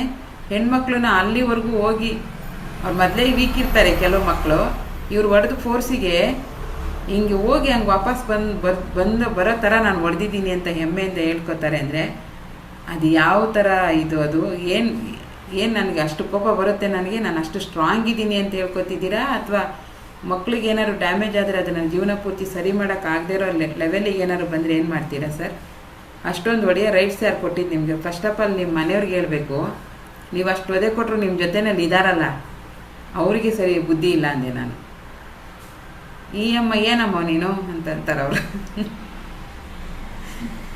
ನಮ್ಮ ಥರ ತಿರುಗಿಸಿ ಮಾತಾಡಲ್ಲ ಅವ್ರ ಮನೇಲಿ. ಅವ್ರ ಮಿಸ್ಸಸ್ ಯಾವಾಗಲೂ ಮೇಡಮ್ ಕೋಪ ಮೇಡಮ್, ಇವರಿಗೆ ತುಂಬ ಕೋಪ ಮೇಡಮ್ ಅಂತಾರೆ, ಬಿಟ್ಟರೆ ಹೊಡಿಬೇಡಿ ಮಕ್ಕಳಿಗೆ, ನನಗೆ ಬೈಬೇಡಿ ಅಂತ ಹೇಳೋದೇ ಇಲ್ಲ. ಎಷ್ಟರ ಮಟ್ಟಿಗೆ ಅಡ್ಜಸ್ಟ್ ಮಾಡ್ಕೊಂಡಿದ್ದಾರೆ ನೋಡಿ ಅವರು. ಕೆಲವ್ರಿಗೆ ವಿಧಿ ಇರಲ್ಲ, ಏನೂ ಮಾಡೋಕ್ಕಾಗಲ್ಲ. ನಾನು ಹೇಳಿದೆ, ಇನ್ನೊಂದ್ಸರಿ ಮಕ್ಳಿಗೆ ಹಂಗೆ ಹೊಡೆದೆ, ಹೆಂಡ್ತಿಗೆ ಹಿಂಗೆ ಬೈದೆ ಅಂತ ಬಂದು ನನ್ನ ಹತ್ರ ಹೇಳಿದ್ರೆ ಸರಿ ಇರಲ್ಲ ನೋಡಿ ಅಂತ ಬೈದೆ ಕಳಿಸ್ತೆ ನಾನು. ಯಾವ್ದವ್ರು ಸಾಧನೆ ಮಾಡಿದ್ದೀರಾ ಅಂತ ಬಂದಿಲ್ಲಿ ಹೇಳ್ತಾ ಇದ್ದೀರಾ ನೀವು? ಮಕ್ಳ ಬಗ್ಗೆ ಪ್ರೀತಿ ತೋರಿಸಿ. ನೀವು ಮನೆಗೆ ಹೋದ ತಕ್ಷಣ ಅಪ್ಪ ಅಂತ ಬಂದು ನಿಮ್ಮ ಹತ್ರ ಕೂತ್ಕೊಳ್ಳೋ ಥರ ನಡ್ಕೊಳ್ಳಿ, ಹೆದರ್ಕೊಂಡು ಓಡೋಗಿ ರೂಮಲ್ಲಿ ಕೂತ್ಕೊಳ್ಳೋ ಥರ ನೋಡ್ಕೋಬೇಡಿ ನೀವು ಅಂತ ಹೇಳಿ. ಅವ್ರಿಗೊಂದು ಮನಸ್ಸಿರುತ್ತೆ, ನಾಳೆ ಮದುವೆ ಆಗಿ ಹೋದಾಗ ಗಂಡನು ಇದೇ ಥರ ಕೋಪಿಷ್ಟ ಸಿಗ್ತಾ ಅಂದರೆ ಇಡೀ ಜೀವನ ಬೈದಲ್ಲೇ ಕಳಿಬೇಕು ಆ ಮಕ್ಕಳು. ಏನು ಬುದ್ಧಿ ಕಲಿಸ್ಕೊಡ್ತಾ ಇದ್ದೀರಾ? ನೀವೇನು ಸಂದೇಶ ಕೊಡ್ತಿದ್ದೀರಾ ಸರ್ ಪ್ರಪಂಚಕ್ಕೆ? ನೀವೆಷ್ಟೇ ದೊಡ್ಡವ್ರು ಇರ್ಬೋದು, ಬಟ್ ಈ ವಿಷಯದಲ್ಲಿ ನಾನು ನಿಮಗೆ ಸಪೋರ್ಟ್ ಮಾಡೋದೇ ಇಲ್ಲ ಅಂತ ನಿಷ್ಠುರವಾಗಿ ಹೇಳಿ ಕಳಿಸ್ದೆ. ಆವಾಗ ಅವರು, ಮೇಡಮ್ ಹೌದು ನನಗೆ ಅರ್ಥ ಆಯಿತು ಅಂತ. ನೆಕ್ಸ್ಟ್ ಡೇ ಯಾರ ಹತ್ರನೂ ಸಾರಿ ಕೇಳದೇ ಇರೋಂಥ ಮನುಷ್ಯ ನೆಕ್ಸ್ಟ್ ಡೇ ಕಾಲ್ ಮಾಡಿ, ಹೌದು ಮೇಡಮ್ ನನ್ನ ತಪ್ಪು, ನನಗೆ ಹೊಡೆಯೋ ರೈಟ್ಸ್ ಇಲ್ಲ ಅಂತಂದು. ಬಹುಶಃ ಇನ್ಮೇಲೆ ಹೊಡಿದೇ ಇರೋ ಥರ ಚೆನ್ನಾಗಿ ಅವರು ಮಕ್ಕಳು ಫ್ಯಾಮಿಲಿನ ನೋಡಿಕೊಂಡ್ರೆ ಒಳ್ಳೆಯದು. ಇಷ್ಟು ದಿವಸ ಅವ್ರಿಗೆ ಕೋಪ ಬರ್ತಾ ಇದೆ, ಅವ್ರು ಹೊಡಿತಾ ಇದ್ದಾರೆ ಅಂದರೆ ಏನೋ ದೊಡ್ಡ ಸಾಧನೆ ಮಾಡ್ತಾ ಇದ್ದಾರೆ ಅಂತ ಜೊತೆಯಲ್ಲಿರೋರು ಅದೇ ಥರ ಪ್ರೇರೇಪಿಸ್ತಾ ಇದ್ದಾರೆ. ಹೌದು ನೀನು ಸಖತ್ ಸ್ಟ್ರಾಂಗು, ನೀನು ಕೋಪಿಷ್ಟ ಅಂದರೆ ಕೋಪಿಷ್ಟ, ನೀನು ಯಾರ ಮಾತು ಕೇಳಲ್ಲ, ನೀನು ಸಖತ್ ಸ್ಟ್ರಾಂಗು ನೀನು. ಅವ್ರಿಗೆ ಕೋಪ ಬಂದಾಗ ಇವರುಗಳು ಎಲ್ಲರೂ ಎದ್ರಕೊಂಡು ಮೂಲೆಯಲ್ಲಿ ಕೂತ್ಕೊಳ್ಳೋದು. ಅಪ್ಪ ಒಳಗಡೆ ಕಾಲು ಇಡ್ತಿದ್ದಾರೆ, ಅಪ್ಪನ ಗಾಡಿ ಸೌಂಡ್ ಬಂತು ಅಂದ ತಕ್ಷಣ ಮಕ್ಕಳು ಹೋಗಿ ರೂಮಲ್ಲಿ ಓಡೋಗಿ ಕೂತ್ಕೋತಾರೆ ಅಂದರೆ ಅದು ಈಗಿನ ಕಾಲದಲ್ಲಿ ಎಂಥ ಭಯ ಇಟ್ಟಿರಬೇಕು. ನೀವು ಯಾರಿಗಾರ ಹಂಗೆ ಭಯ ಇಟ್ಟಿದ್ದೀರಾ? ಇಟ್ಟಿರ್ತೀರಾ ಯಾರಾದರೂ? ನೋಡ್ಕೊಳ್ಳಿ, ನಮ್ಮ ಹತ್ರ ಹೇಳಲ್ಲ ಅಷ್ಟೆ. ಅದು ನಾಳೆ ನಿಮಗೆ ಕೆಟ್ಟ ದಿನಗಳು ಬರ್ತಾ ಇದ್ದಾವೆ. ಇವಾಗ ಎದುರ್ಕೋತಾ ಇದ್ದಾರೆ, ಯಾಕೆ ಹೇಳಿ? ನಿಮ್ಮ ಹಂಗಲ್ಲಿದ್ದಾರೆ, ನೀವು ಅವ್ರಿಗೆ ಎಜುಕೇಷನ್ ಕೊಡಿಸ್ತಿರ್ತೀರಾ, ನೀವು ಅವ್ರಿಗೆ ಇದು ಮಾಡ್ತಿರ್ತೀರಾ. ಏನಾದ್ರು ಮಾಡಿದ್ರೆ ಇವರು ಬೈತಾರಪ್ಪ ಹೊಡಿತಾರಪ್ಪ ಅಂತ ಭಯ ಇರುತ್ತೆ. ಚೆನ್ನಾಗಿ ಓದಿ ನಾಳೆ ಒಂದು ಒಳ್ಳೆ ಜಾಬ್ ಆಗಿ ಅವರಿಗೆ ಒಂದು ಸಂಬಳನೋ ಒಂದು ದುಡಿಮೆನೋ ಸ್ಟಾರ್ಟ್ ಆಯಿತು ಅಂದರೆ ನಿಮ್ಮನ್ನು ಕಾಲು ಕಸಕ್ಕಿಂತ ಕಡಿಯಾಗಿ ಕಾಣ್ತಾರೆ ಅವರು.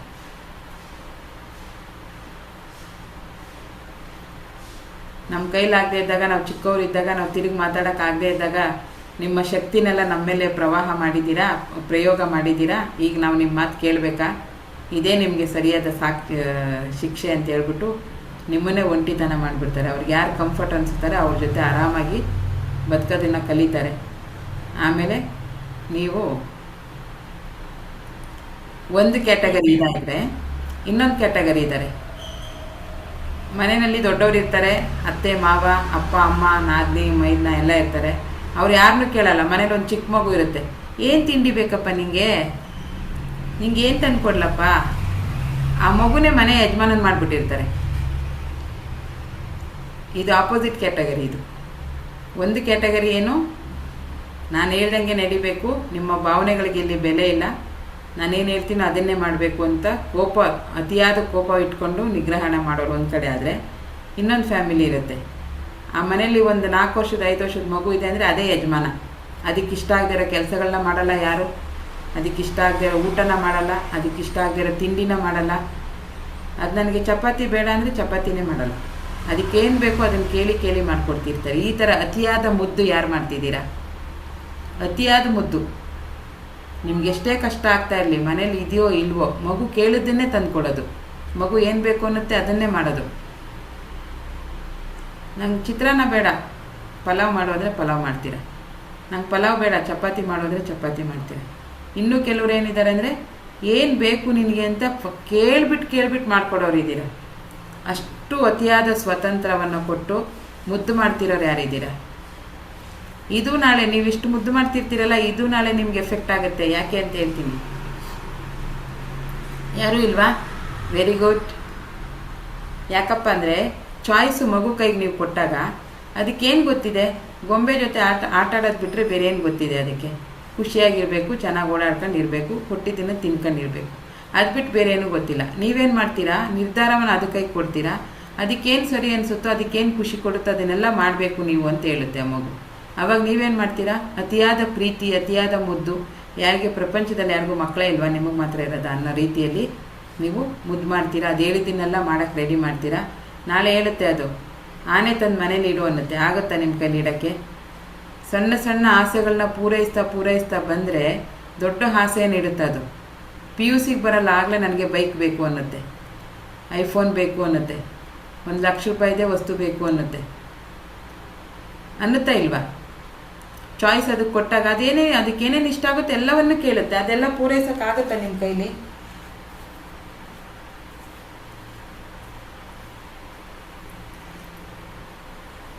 ನಮ್ಮ ಮಕ್ಕಳನ್ನು ಸರಿಯಾದ ರೀತಿಯಲ್ಲಿ ತಿದ್ದುವಂಥ ಪ್ರಯತ್ನ ನಾವೇ ಮಾಡಬೇಕು. ಇಂಥದ್ದೇ ಸ್ಕೂಲ್ ಬೇಕು ಅನ್ನುತ್ತೆ. PUC ಪಾಸ್ ಆದಮೇಲೆ ಅವರು ಫ್ರೆಂಡ್ಸ್ ಏನಾದ್ರು ದೊಡ್ಡ ಕಾಲೇಜ್ಗೆ ಹೋದರೆ ನಿಮ್ಗೆ ಅದಕ್ಕೆ ಸೇರ್ಸೋಕ್ಕಾಗಲ್ಲ, ಅಷ್ಟು ಮಾರ್ಕ್ ಬಂದಿರೋದಿಲ್ಲ. ಆದರೂ ನನಗೆ ಅದೇ ಕಾಲೇಜ್ ಬೇಕು ಅಂತ ಹಠ ಮಾಡುತ್ತೆ. ಆವಾಗ ನಿಮ್ಮ ಪರಿಸ್ಥಿತಿ ಏನಾಗಬೇಡ, ಕುತ್ತಿಗೆಗೆ ಬಂದಲ್ಲ ಮೂಗಿಗೆ ಬಂದ್ಬಿಡುತ್ತೆ. ಬೇಡ ಅಂದರೆ ಅದು ಕೇಳೋವಂಥ ಪರಿಸ್ಥಿತಿಲಿ ಅದಿರಲ್ಲ. ಯಾಕಂದರೆ ಅಷ್ಟು ಮುದ್ದು ಮಾಡಿ ಅದು ಹೇಳಿದ್ದನ್ನೆಲ್ಲ ಕೊಟ್ಟು ಅದು ಹೇಳಿದ್ದೆಲ್ಲ ಮಾಡಿ ರೂಢಿ ಮಾಡಿಬಿಟ್ಟಿರ್ತೀರ. ನಾಳೆ ಅದರ ಬೇಡಿಕೆಗಳನ್ನು ಪೂರೈಸೋಕ್ಕೆ ನಿಮ್ಮ ಕೈಲಿ ಆಗದೆ ಇರೋವಾಗ ಅವಾಯ್ಡ್ ಮಾಡ್ತೀರಾ. ಅವಾಗ ಏನು ಮಾಡುತ್ತೆ? ಒಂದು ಕಾಲೇಜಿಗೆ ಸೇರ್ಸೋಕ್ಕಾಗದಿದ್ಮೇಲೆ ಏನು ಕುಟ್ಟಿಸ್ತೇ ನೀನು ಅಂತ ಕ್ವಶನ್ ಮಾಡ್ತಾರೆ ನಿಮಗೆ. ನನಗಿಂಥದ್ದೊಂದು ವಸ್ತು ತಂದು ಕೊಡೋಕ್ಕಾಗಿಲ್ಲ ಅಂದಮೇಲೆ ಏನಕ್ಕೆ ನೀನು ನನಗೆ ಜನ್ಮ ಯಾಕೆ ಕೊಟ್ರಿ ಅಂತ ಕ್ವಶನ್ ಮಾಡ್ತಾರೆ ಅಲ್ವಾ? ತುಂಬ ಜನಗಳ ಮನೇಲಿ ಇದು ಆಗಿದೆ, ಆಗ್ತಾನೂ ಇದೆ. ಸೊ ನಿರ್ಧಾರನ ಮಕ್ಕಳು ಕೈಗೆ ಕೊಡಬೇಡಿ. ಅವರು ನೀವೇ ಸೃಷ್ಟಿ ಮಾಡಿರೋದಂಥ ಕೂಸದು. ಇದು ಹಿಂಗಿರಬೇಕು ಹಿಂಗೆ ಮಾಡಬೇಕು ಅಂತ ಪ್ರತಿ ಹೆಜ್ಜೆನಲ್ಲೂ ತಿದ್ದುವಂಥ ಪ್ರಯತ್ನ ಮಾಡಿ. ಈಗ 9 ತಿಂಗಳು ಹೊತ್ತು ಜನ್ಮ ಕೊಟ್ಬಿಡೋದು ಸುಲಭ. ಅದಾದಮೇಲೆ ಇಡೀ ಲೈಫ್ ಅದಕ್ಕೆ ನಾವು ಪರ್ವರಿಶ್ ಅಂತೀವಲ್ಲ, ನಾವು ಅದಕ್ಕೇನು ಬೇಕು ಏನು ಬೇಡ ಹೇಗಿರಬೇಕು ಅಂತ ಪ್ರತಿಯೊಂದು ಹೆಜ್ಜೆನಲ್ಲೂ ನಮ್ಮ ಮನೇಲಿ ಆಗಿದೆ ಮೇಡಮ್. Very good. ಪ್ರತಿಯೊಂದು ಹೆಜ್ಜೆನಲ್ಲೂ ಅದನ್ನು ತಿದ್ದುತ್ತಾ ಇರಬೇಕು. ಅದೇ ಕಷ್ಟದ ಕೆಲಸ, ಅದೇ ತಾಳ್ಮೆಯಿಂದ ಮಾಡಬೇಕಾಗಿರೋದು. ಒಂದು ಒಳ್ಳೆ ಪ್ರಜೆನಾಗಿ ನಿಲ್ಲಿಸ್ಬೇಕು. ಅವ್ರೇನು ಮಾಡ್ತಾರೋ ಬಿಡ್ತಾರೋ ಅವರಿಂದ ಯಾರಿಗೂ ತೊಂದರೆ ಆಗದೆ ಇರೋ ಥರ ಬದುಕೋದನ್ನು ನಾವು ಹೇಳ್ಕೊಡ್ಬೇಕು. ಜನರಿಗೆ ಬೆಲೆ ಕೊಡೋದನ್ನು, ಗೌರವ ಕೊಡೋದನ್ನು ನಾವು ಹೇಳ್ಕೊಡ್ಬೇಕು. ಕೆಲವು ಮಕ್ಕಳಿರ್ತಾರೆ ಯಾರು ಹೋದರೆ ಮಾತಾಡೋದಿಲ್ಲ. ಇನ್ನು ಕೆಲವು ಪೇರೆಂಟ್ ಇದ್ದಾರೆ, ನಾನು ನೋಡಿದ್ದೀನಿ, ಅಯ್ಯೋ ನನ್ನ ಮಗುಗೆ ಅದಾಗಲ್ಲಪ್ಪ, ನನ್ನ ಮಗುಗೆ ಇದಾಗಲ್ಲ, ಅದಕ್ಕಿದು ಇಷ್ಟ ಆಗಲ್ಲ. ಏನು ಆಕಾಶದಿಂದ ಉದುರಿದೆಯಾ ಮಗು? ಅವಳು ಯಾರನ್ನೂ ಸೇರೋದಿಲ್ಲ, ಅವಳಿಗೆ ಒಬ್ಬಳೇ ಫ್ರೆಂಡ್ ಇರೋದು. ಇನ್ನು ಮಿಕ್ಕಿದವರೆಲ್ಲ ಮನುಷ್ಯರಲ್ವ? ಹಂಗಾದರೆ ಅಯ್ಯೋ ಬಡವ್ರ ಜೊತೆ ಎಲ್ಲ ಫ್ರೆಂಡ್ಶಿಪ್ ಮಾಡಲ್ಲ. ಎಷ್ಟರ ಮಟ್ಟಿಗೆ ಜನ ಅಜ್ಞಾನಿಗಳಿದ್ದಾರೆ ಅಂದರೆ ನನಗೆ ಹೊರಗಡೆ ತುಂಬ ಜನ ಪೇರೆಂಟ್ಸ್ನ ಮಾತಾಡುವಾಗ ಅನಿಸುತ್ತೆ, ಅಯ್ಯೋ ಅವಳಿಗೆ ಅದು ಗೊತ್ತೇ ಇಲ್ಲ. ಶ್ರೀಮಂತರು ಅಂದ ತಕ್ಷಣ ಅವರಿಗೆ ನಾಲೆಡ್ಜ್ ಇಲ್ಲ ಅಂತನಾ? ಕೆಲವು ಮಕ್ಕಳನ್ನ ಬೆಳೆಸಿರ್ತಾರೆ, ಅಯ್ಯೋ ಅವರಿಗೆ ತೆಂಗಿನ ಮರದಲ್ಲಿ ಕಾಯಿ ಹೇಗೆ ಬಿಡುತ್ತೆ ಅಂತಲೇ ಗೊತ್ತಿಲ್ಲ, ಅಷ್ಟೊಂದು ದಡ್ರ. ಹಾಗೆಲ್ಲ ಹೇಳಿದ್ರೆ ಅವರು ಶ್ರೀಮಂತರು ಅಂತ ನಾವು ಪರಿಗಣನೆ ಮಾಡ್ತೀವಿ ಅನ್ನೋಂಥ ಜನನೂ ಇದ್ದಾರೆ.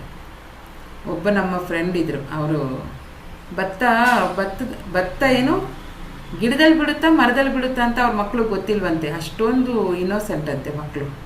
ಹೊರಗಡೆ ಹೋಗಿ ಏನೇನು ಮಾಡ್ತಿರ್ತಾರೆ ಅಂತ ಅವ್ರಿಗೆ ಗೊತ್ತಿಲ್ಲ ಇನ್ನೂ ಪಾಪ. ಅತಿಯಾದ ಪ್ರೀತಿಯಿಂದ ಅವರು ಒಂಥರ ಏನು ನನ್ನ ಮಕ್ಕಳು ಹಿಂಗೆ ಅನ್ನೋ ಒಂದು ಭ್ರಮೆನಲ್ಲಿ ಇರ್ತಾರೆ ನೋಡಿ. ಸೊ ತುಂಬ ತುಂಬ ತುಂಬ ಫ್ರೀಡಮ್ ಕೊಡಬೇಡಿ. 14-13 ವರ್ಷದ ಮೇಲ್ಪಟ್ಟು ಮಕ್ಕಳಿದ್ದಾರೆ ಅಂದರೆ ಆದಷ್ಟು ಫ್ರೆಂಡ್ಲಿ ಆಗಿರಿ. ನೀವು ಎಷ್ಟು ಫ್ರೆಂಡ್ಶಿಪ್ ಆಗಿರ್ತೀರಿ, ಫ್ರೆಂಡ್ಲಿ ಆಗಿರ್ತೀರಿ, ಆವಾಗ ನಿಮ್ಮ ಮನೆ ವಿಷಯ ಇದು ಕರೆಕ್ಟಾಗಿ ಕೇಳಿಸ್ಕೊಳ್ಳಿ. 13 ವರ್ಷ ಮೇಲ್ಪಟ್ಟಿನ ಮಕ್ಕಳು ಮನೇಲಿದ್ದಾರೆ ಅಂದರೆ ಅದರೊಳಗಡೆ ಇರೋರಿಗೆ ಸ್ವಲ್ಪ ನಾವು ಶಿಸ್ತನ್ನು ಹೇಳ್ಕೊಡ್ಲೇಬೇಕು. ಅದಾದಮೇಲೆ ಮಕ್ಕಳಲ್ಲಿ ಹಾರ್ಮೋನ್ಸ್ ಚೇಂಜ್ ಆಗುತ್ತೆ. ಸೈಂಟಿಫಿಕಲಿ ಏನಾಗುತ್ತೆ, ಪ್ರೌಢಾವಸ್ಥೆಗೆ ಬರ್ತಾ ಇರ್ತಾರೆ. ಅವರು ವಸ್ತುಗಳನ್ನು, ವ್ಯಕ್ತಿಗಳನ್ನು ನೋಡುವಂಥ ಮನಸ್ಥಿತಿ ರೀತಿ ಚೇಂಜ್ ಆಗ್ತಾ ಇರುತ್ತೆ. ಅವರಲ್ಲಿ ಒಂದು ಪ್ರಕೃತಿ ದತ್ತವಾಗಿ ಒಂದು ಬದಲಾವಣೆ ಆಗ್ತಾ ಇರುತ್ತೆ. ಆವಾಗ ಅವ್ರಿಗೆ ಕಂಫರ್ಟ್ ಝೋನ್ ಜಾಸ್ತಿ. ಏನೇ ನೋಡಿದ್ರೂ ಅಟ್ರಾಕ್ಷನ್ ಆಗುತ್ತೆ, ಏನು ನೋಡಿದ್ರೂ ಅವ್ರಿಗೆ ಬೇಕು ಅನಿಸುತ್ತೆ. ಅಂಥ ಟೈಮಲ್ಲಿ ನೀವು ಅವ್ರ ಭಾವನೆಗಳ ಮೇಲೆ ಜಾಸ್ತಿ ಬರೆ ಎಳೆದ್ರೆ ಅವರಿಗೆ ಯಾರು ಕಂಫರ್ಟ್ ಅನ್ನಿಸ್ತಾರೆ ಅವ್ರ ಜೊತೆ ಫ್ರೆಂಡ್ಶಿಪ್ ಮಾಡ್ತಾರೆ. ಅವ್ರು ಒಳ್ಳೆಯವರ ಕೆಟ್ಟವರ ಅಂತ ನೋಡೋದಿಲ್ಲ. ಆ ಟೈಮಿಗೆ ಅವ್ರಿಗೆ ಖುಷಿ ಕೊಡ್ತಾ ಇದೆಯಾ, ನನ್ನ ಮನಸ್ಸಿಗೆ ಇಷ್ಟ ಆಗಂಗೆ ಚೆನ್ನಾಗಿ ಮಾತಾಡ್ತಾ ಇದ್ದಾರಾ, ನನ್ನನ್ನು ಹೊಗಳ್ತಾ ಇದ್ದಾರಾ, ಇವರೇ ನಿಜವಾದ ಫ್ರೆಂಡು ಅನ್ನೋ ಒಂದು ಭ್ರಮೆಗೆ ಬಂದುಬಿಡ್ತಾರೆ ಆ ಏಜಲ್ಲಿ. ಆ ಟೈಮಲ್ಲಿ ನೀವೇನಾದರೂ ಶಿಸ್ತು ಅದು ಇದು ಅಂತ ಅವ್ರ ಮನಸ್ಸಿನ ಮೇಲೆ ಒತ್ತಡ ಏರಿ ನಿಮ್ಮ ಕಂಟ್ರೋಲಲ್ಲಿ ಇಟ್ಕೊಳ್ಳೋಕೆ ನೋಡಿದ್ರೆ ಅವರು ಕೈ ತಪ್ಪುವಂಥ ಸಾಧ್ಯತೆ ಜಾಸ್ತಿ ಇರುತ್ತೆ. ಮತ್ತು ನಿಮ್ಮ ಮನೆಯಲ್ಲಿ ನಡೆಯುವಂಥ ಪ್ರತಿಯೊಂದು ವಿಷಯನೂ ಅವರು ಫ್ರೆಂಡ್ಸ್ ಹತ್ರ ಹೇಳ್ಕೊತಾರೆ.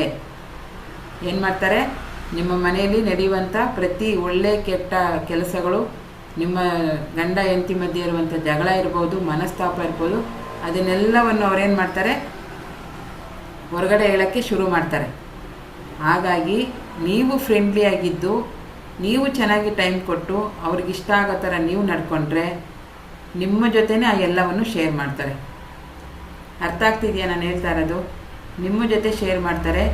ನಿಮ್ಮ ಮನೆ ವಿಷಯ, ನಿಮ್ಮ ಮನೆ ಇದನ್ನು ಹೊರಗಡೆ ಹೋಗಬೇಕು ಅಂದರೆ ಅದು ಬೇರೆ ಯಾರು ಹೇಳಲ್ಲ, ನಿಮ್ಮ ಮಕ್ಕಳೇ ಹೇಳೋದು.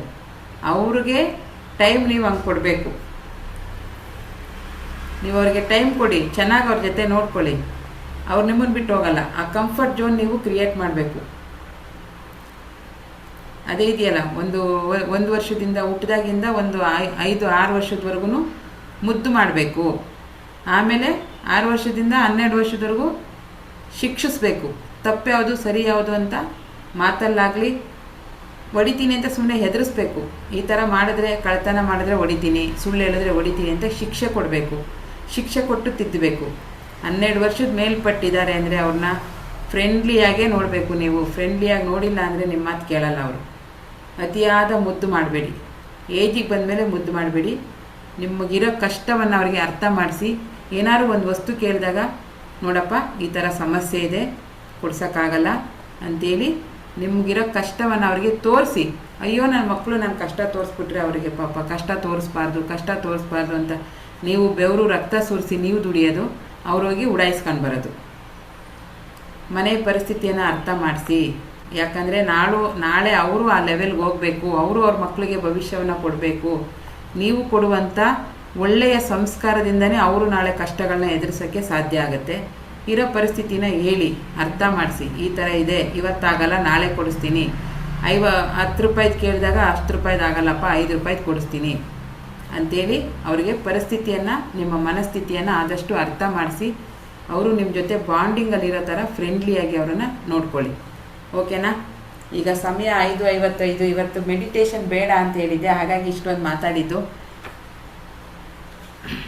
ನಾಳೆ ಫುಲ್ಲು ಬೇರೆ ಬೇರೆ ಮೆಡಿಟೇಷನ್ ಬಗ್ಗೆ ಹೇಳ್ತೀನಿ. ಅಂದರೆ ಬೇರೆ ಬೇರೆ ಪ್ರಾಣಾಯಾಮ. ನಾಳೆ ಫುಲ್ ಮೆಡಿಟೇಷನ್ನು, ವಿಧವಾದ ಪ್ರಾಣಾಯಾಮಗಳನ್ನು ಮಾಡೋಣ. ಒಂದು 4-5 ಥರದ ಪ್ರಾಣಾಯಾಮನ ನಾಳೆ ಮಾಡೋಣ. ನಾಳೆ ಏನು ಕತೆ ಇರಲ್ಲ, ಮಾತಾಡಲ್ಲ, ಬರೀ ಪ್ರಾಣಾಯಾಮ. ಸೋಮವಾರದಿಂದ ವಿಟಮಿನ್ ಎಮ್, ABCD ಒಳಗೆ ಎಮ್ ಎಷ್ಟು ಮುಖ್ಯ, ಯಾಕೆ ನಮ್ಮ ಲೈಫಲ್ಲಿ ವಿಟಮಿನ್ ಎಮ್ ಇರಬೇಕು, ಯಾಕೆ ಬರ್ತಾ ಇಲ್ಲ, ಅದ್ರ ಬಗ್ಗೆ ಮಾತಾಡೋಣ. ನಾವು ಮಾಡ್ತಾ ಇರುವಂಥ ಮಿಸ್ಟೇಕ್ ಏನು, ಹಣದ ಬಗ್ಗೆ ನಾವು ಮಾಡ್ತಾ ಇರೋ ಮಿಸ್ಟೇಕ್ ಏನು, ಮತ್ತು ಹಣದ ಜೊತೆ ಮಾತಾಡೋದನ್ನು ಕಲ್ತ್ಕೋಬೇಕು ನಾವು. ಓಕೆನಾ? ಹಣದ ಜೊತೆ ಮಾತಾಡೋದನ್ನು ಕಲಿಬೇಕು. ಅದು ನಿಮಗೆ ಸೆನ್ಸ್ ಆಗುತ್ತೆ, ಯಾಕೆ ಬರ್ತಾ ಇಲ್ಲ ಅಂತ ಹಣನೇ ಹೇಳುತ್ತೆ ನಿಮಗೆ. ಓಕೆನಾ? ಈಗ ಸಮಯ 5:55. ಏಂಜಲ್ ನಂಬರ್ ಬಂದಿದೆ 555 ಅಂದರೆ ಟ್ರಾನ್ಸ್ಫಾರ್ಮೇಷನ್ ಅಂತ. ನೀವೆಲ್ಲಾದರೂ ನಂಬರ್ಗಳನ್ನ ನೋಡ್ತಿರ್ತೀರಾ, 333, 222, 111 ಅಂಥ ಟೈಮಲ್ಲಿ ಅದು ಏಂಜಲ್ ನಂಬರ್ ಇರುತ್ತೆ. ಏಂಜಲ್ದೇ ಒಂದು ಲೋಕ ಇದೆ, ಗೊತ್ತಾ? ಯಾರಿಗೆ ಗೊತ್ತು? ಗೊತ್ತಿಲ್ಲ. ನಮ್ಮ ಸುತ್ತಮುತ್ತ ಏಂಜಲ್ಸ್ ಇದ್ದಾರೆ. ಕನ್ನಡದಲ್ಲಿ ಹೇಳ್ಬೇಕಂದ್ರೆ ದೇವದೂತರು, ದೇವಕನ್ಯೆಯರು ಹಿಂಗೆ ಹೇಳ್ತೀವಲ್ಲ. ಆ ಏಂಜಲ್ಸು ನಿಮಗೆ ಸೈನನ್ನು ಕೊಡ್ತಿರ್ತಾರೆ ಆ ನಂಬರ್ ಮುಖಾಂತರ. ಆ ನಂಬರ್ದು ಮೀನಿಂಗ್ ಏನು ಅಂತಲೂ ಹೇಳ್ತೀನಿ ನಾನು. 111 ಅಂದರೆ ಏನು, 1111 ಅಂದರೆ ಏನು, 222 ಅಂದರೆ ಏನು, 333 ಅಂದರೆ ಏನು. ನಮಗೆ ಕಾಣಿಸ್ತಾ ಇರ್ತಾವ ನಂಬರ್ಗಳು, ಗಾಡಿ ಮೇಲಾಗಲಿ ಎಲ್ಲೋ ಒಂದು ಬುಕ್ಕಲ್ಲೋ ಒಂದು ಕ್ಯಾಲೆಂಡ್ರಲ್ಲೋ ನೋಡಿದ ತಕ್ಷಣ ನಮಗೆ ಆ ನಂಬರ್ ಅಟ್ರಾಕ್ಟ್ ಆಗುತ್ತೆ. ಆ ನಂಬರನ್ನು ಅರ್ಥ ಏನು ಅಂತ ನಾನು ನಿಮ್ಗೊಂದು ದಿವಸ ಹೇಳ್ತೀನಿ. ಆದರೆ ಸಾಧ್ಯವಾದರೆ ನಾಳೆನೇ ಹೇಳ್ತೀನಿ ಬೇಕಾದರೆ. 1ರಿಂದ 0ಇಂದ 9ವರೆಗೂ ಆ ನಂಬರ್ ನಿಮಗೆ ಕಾಣಿಸ್ದಾಗ ನೀವು ಏನು ವಿಶ್ ಮಾಡಬೇಕು ಅಂದರೆ ಏಂಜಲ್ಸ್ ನಿಮ್ಮ ಜೊತೆ ಇದ್ದಾರೆ ಅಂತ ಅರ್ಥ. ಓಕೆನಾ? ಈಗ ನೀರಿನ ಲೋಟನ ತಗೊಳ್ಳೋಣ. ಬೋರ್ ಆಯ್ತಾ ಯಾರಿಗಾದ್ರೂ ಬೆಳಿಗ್ಗೆನೆ? ಇಲ್ಲ, ನಾನೇನು ವಿಶೇಷ ಹೇಳಿಲ್ಲ, ಎಲ್ಲರ ಮನೆಯಲ್ಲೂ ನಡೆಯುವಂಥದ್ದು, ನಾನು ಎಲ್ಲ ಕಡೆ ಹೋದಾಗ ಅಬ್ಸರ್ವ್ ಮಾಡಿರೋ ಅಂಥದ್ದನ್ನೇ ಹೇಳಿರೋದು. ನಿಮ್ಮೆಲ್ರಿಗೂ ಇದು ನನಗಿಂತ ಚೆನ್ನಾಗಿ ಗೊತ್ತಿದೆ. ಬಟ್ ಇನ್ನೊಂದ್ಸರಿ ನಾನು ಮಾತಾಡಿದಾಗ ರೀಕಾಲ್ ಆಗುತ್ತೆ, ಹೌದಲ್ವಾ ಈ ಥರ ಇದೆ, ಹಿಂಗಿದೆ ಅಂತ. ನಾನು ಈ ಕತೆಗಳನ್ನ ಹೇಳುವಾಗ ಇಂಥದ್ದು ಎಷ್ಟೊಂದು ಫ್ಯಾಮಿಲಿ ನಿಮಗೂ ಕೂಡ ಕಣ್ಣೆದ್ರಿಗೆ ಬಂದಿರುತ್ತೆ, ಓ ಇವ್ರ ಮನೇಲಿ ಈ ಥರ, ಇಂಥವ್ರ ಮನೇಲಿ ಈ ಥರ ಅಂತ ನಿಮಗೂ ಬಂದಿರುತ್ತೆ ಅಲ್ವಾ? ಸೊ ನಿಮ್ಮ ಮನೇಲಿ ಈಗ ಸರ್ ಹೇಳಿದ್ರು, ನಮ್ಮ ಮನೆಯಲ್ಲಿ ಆಗಿದೆ ಮೇಡಮ್, ಅತಿಯಾದ ಮುದ್ದು ಮಾಡಿದ್ದೇವೆ ನಾವು, ನನ್ನ ಮಾತು ಕೇಳ್ತಾ ಇಲ್ಲ ಅಂತ ಸರ್ ಹಾಕಿದ್ರು ಮೆಸೇಜನ್ನ ನೋಡಿ. ಅದು ಇನ್ಮೇಲೆ ನಾನು ಏನು ಮಾಡಬೇಕು, ಚೇಂಜ್ ಆಗಬೇಕು ಅಂತ ಅವ್ರಿಗೆ ಅರ್ಥ ಆಗುತ್ತೆ. ವ್ಯಾಮೋಹ ಇದ್ದೇ ಇರುತ್ತೆ ನಮ್ಮ ಮಕ್ಳ ಮೇಲೆ, ನಮ್ಗಲ್ದೆ ಇನ್ಯಾರಿಗಿರುತ್ತೆ. ಆ ವ್ಯಾಮೋಹ ಅವ್ರ ಜೀವನವನ್ನು ಹಾಳು ಮಾಡಬಾರ್ದು ಅನ್ನೋದಷ್ಟೇ ನಮ್ಮ ಉದ್ದೇಶ ಅಲ್ವಾ? ನಮ್ಮ ಅತಿಯಾದ ವ್ಯಾಮೋಹ ನಮಗೆ ಕಷ್ಟ ಆಗೇ ಆಗುತ್ತೆ. ಅದು ಕಟ್ಟಿಟ್ಟ ಬುತ್ತಿ, 100% ನಮಗೆ ಪ್ರಾಬ್ಲಮ್ ಆಗೇ ಆಗುತ್ತೆ. ಅದ್ರ ಜೊತೆಯಲ್ಲಿ ಅವ್ರ ಲೈಫು ಹಾಳಾಗುತ್ತೆ. ಇದು ಅರ್ಥ ಮಾಡ್ಕೊಳ್ಳಿ. ನೀವು ಅತಿಯಾದ ಪ್ರೀತಿ ಮಾಡಿದ್ರೆ ನಿಮ್ಗಂತೂ ಅವ್ರು ಚೆನ್ನಾಗಿ ನೋಡ್ಕೊಳ್ಳಲ್ಲ. ನೀವು ಪ್ರೀತಿಯಿಂದ ನೋಡ್ಕೊಂಡ್ರಿ ಅಂದ ತಕ್ಷಣ ನಿಮ್ಮನ್ನು ಅವ್ರು ಚೆನ್ನಾಗಿ ನೋಡ್ಕೋತಾರೆ ಅಂದರೆ ಭ್ರಮೆ ಅದು. ಅದ್ರ ಜೊತೆಯಲ್ಲಿ ಅವ್ರಿಗೂ ಪ್ರೀತಿಯ ಬೆಲೆ ಗೊತ್ತಿರೋದಿಲ್ಲ. ಅವರು ಯಾರ ಜೊತೆನೂ ಹಂಗಿರಲ್ಲ, ಎಲ್ಲರ ಜೊತೆನೂ ಹಠ ಮಾಡೋಕ್ಕೆ ಶುರು ಮಾಡ್ತಾರೆ. ನೀವು ತಂದೆ ತಾಯಿ ಸಹಿಸ್ಕೋತೀರಾ, ನಾಳೆ ಹೆಂಡತಿ ಬರ್ತಾಳೆ, ಹೆಂಡತಿ ಜೊತೆ ನಾವು ಹಠ ಮಾಡಿದ್ರೆ ಅವಳು ಯಾಕೆ ಸಹಿಸ್ಕೋಬೇಕು? ಅಥವಾ ಗಂಡ ಬರ್ತಾನೆ, ಗಂಡನ ಜೊತೆ ಮಗು ಹಠ ಮಾಡಿದ್ರೆ, ನನ್ನ ಮಗಳು ನಾನು ಹೇಳ್ದಂಗೆ ಕೇಳಬೇಕು ಅಂತ ನನ್ನ ಹತ್ರ ಮಾಡ್ದಂಗೆ ಗಂಡನ ಹತ್ರನೂ ಮಾಡಿದ್ರೆ ಅವನು ಯಾಕೆ ಕೇಳಬೇಕು? ಅವಶ್ಯಕತೆ ಇದೆಯಾ?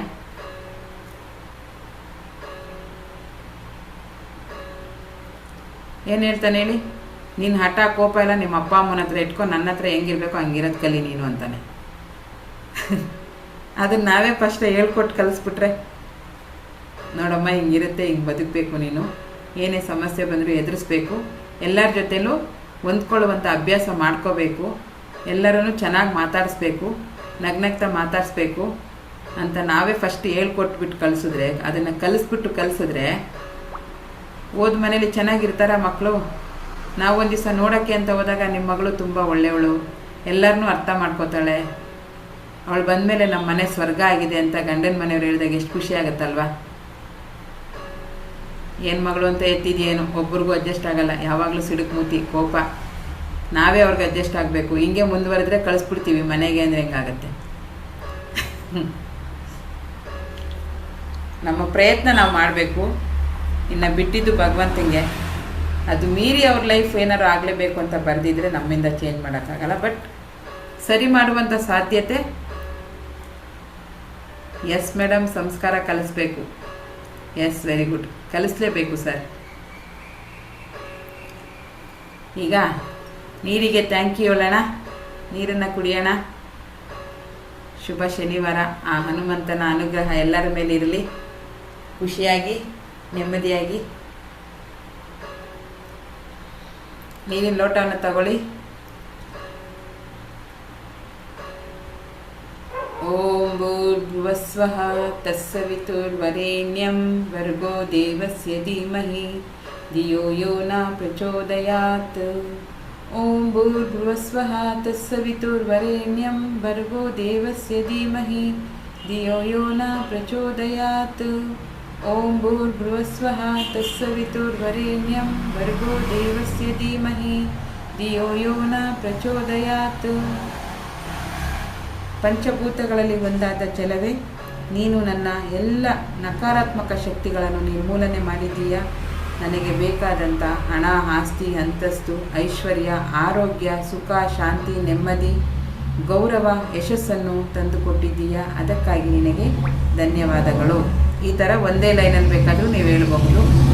Thank you so much, thank you so much, thank you so much, I love you, I love you, I love. ಈ ಥರನಾದರೂ ಒಂದೇ ಲೈನಲ್ಲಿ ಹೇಳಿ. ಇಲ್ಲ ಐ ಆಮ್ ರಿಚ್ ಅಂತ ಒಂದೊಂದೇ ಶಬ್ದವನ್ನು ಕೂಡ ಹೇಳ್ಬೋದು.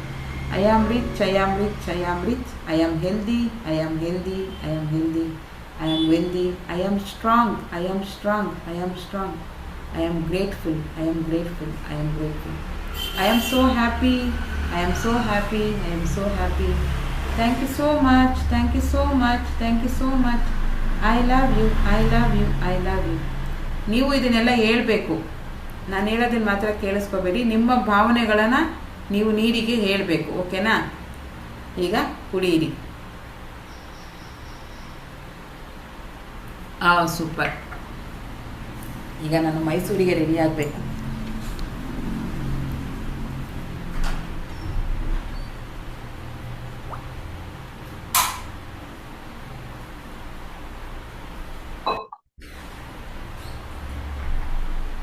ನೀರನ್ನ ಕುಡಿಯಿರಿ.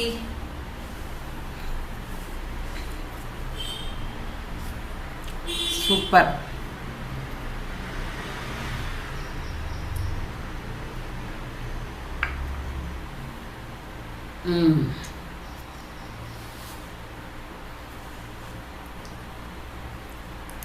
ಇನ್ಮೇಲೆ ತುಂಬ ಬೇಜಾರಾದಾಗ, ನೋವಾದಾಗ ಒಂದು ಸ್ವಿಚ್ ವರ್ಡ್ ಇಟ್ಕೊಳ್ಳಿ.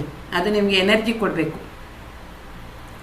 ನನಗೆ ತುಂಬ ಬೇಜಾರಾದರೆ, ನೋವಾದರೆ, ಪರಿಸ್ಥಿತಿನ ಎದುರಿಸೋಕ್ಕಾಗ್ತಾ ಇಲ್ಲ ಅಂತಂದಾಗ ನಾನು ಜೈ ಹನುಮಾನ್ ಜ್ಞಾನ ಗುಣ ಸಾಗರ್, ಜೈ ಕಪೀಶತಿ ಲೋಕ ಉಜಾಗರ್ ಹನುಮಾನ್ ಚಾಲೀಸನ ಹೇಳ್ತೀನಿ.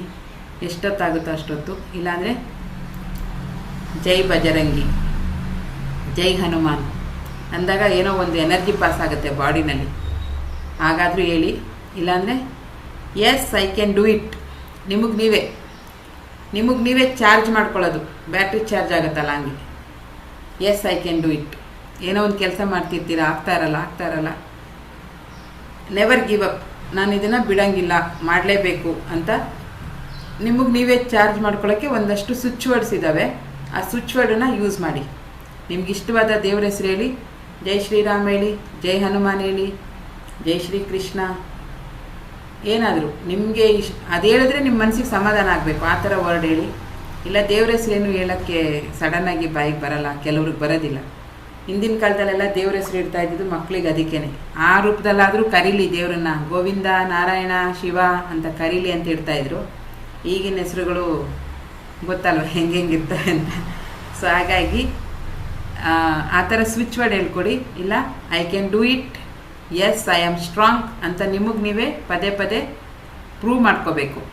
ನಿಮಗೆ ತುಂಬ ಬೇಜಾರಾದಾಗ ಇಲ್ಲ ನಾನು ಮಾಡ್ತೀನಿ ಅಂತ ನಿಮಗೆ ಮತ್ತೆ ಚಾರ್ಜ್ ಮಾಡ್ಕೋಬೇಕು.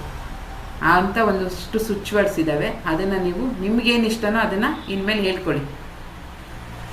ಎಸ್, ಏನಿಲ್ಲ ಅಂದರೆ ಎಸ್ ಅಂತ ಹಿಂಗೆ ಒಂದು ಎನರ್ಜಿ ಪಾಸ್ ಆಗುತ್ತೆ.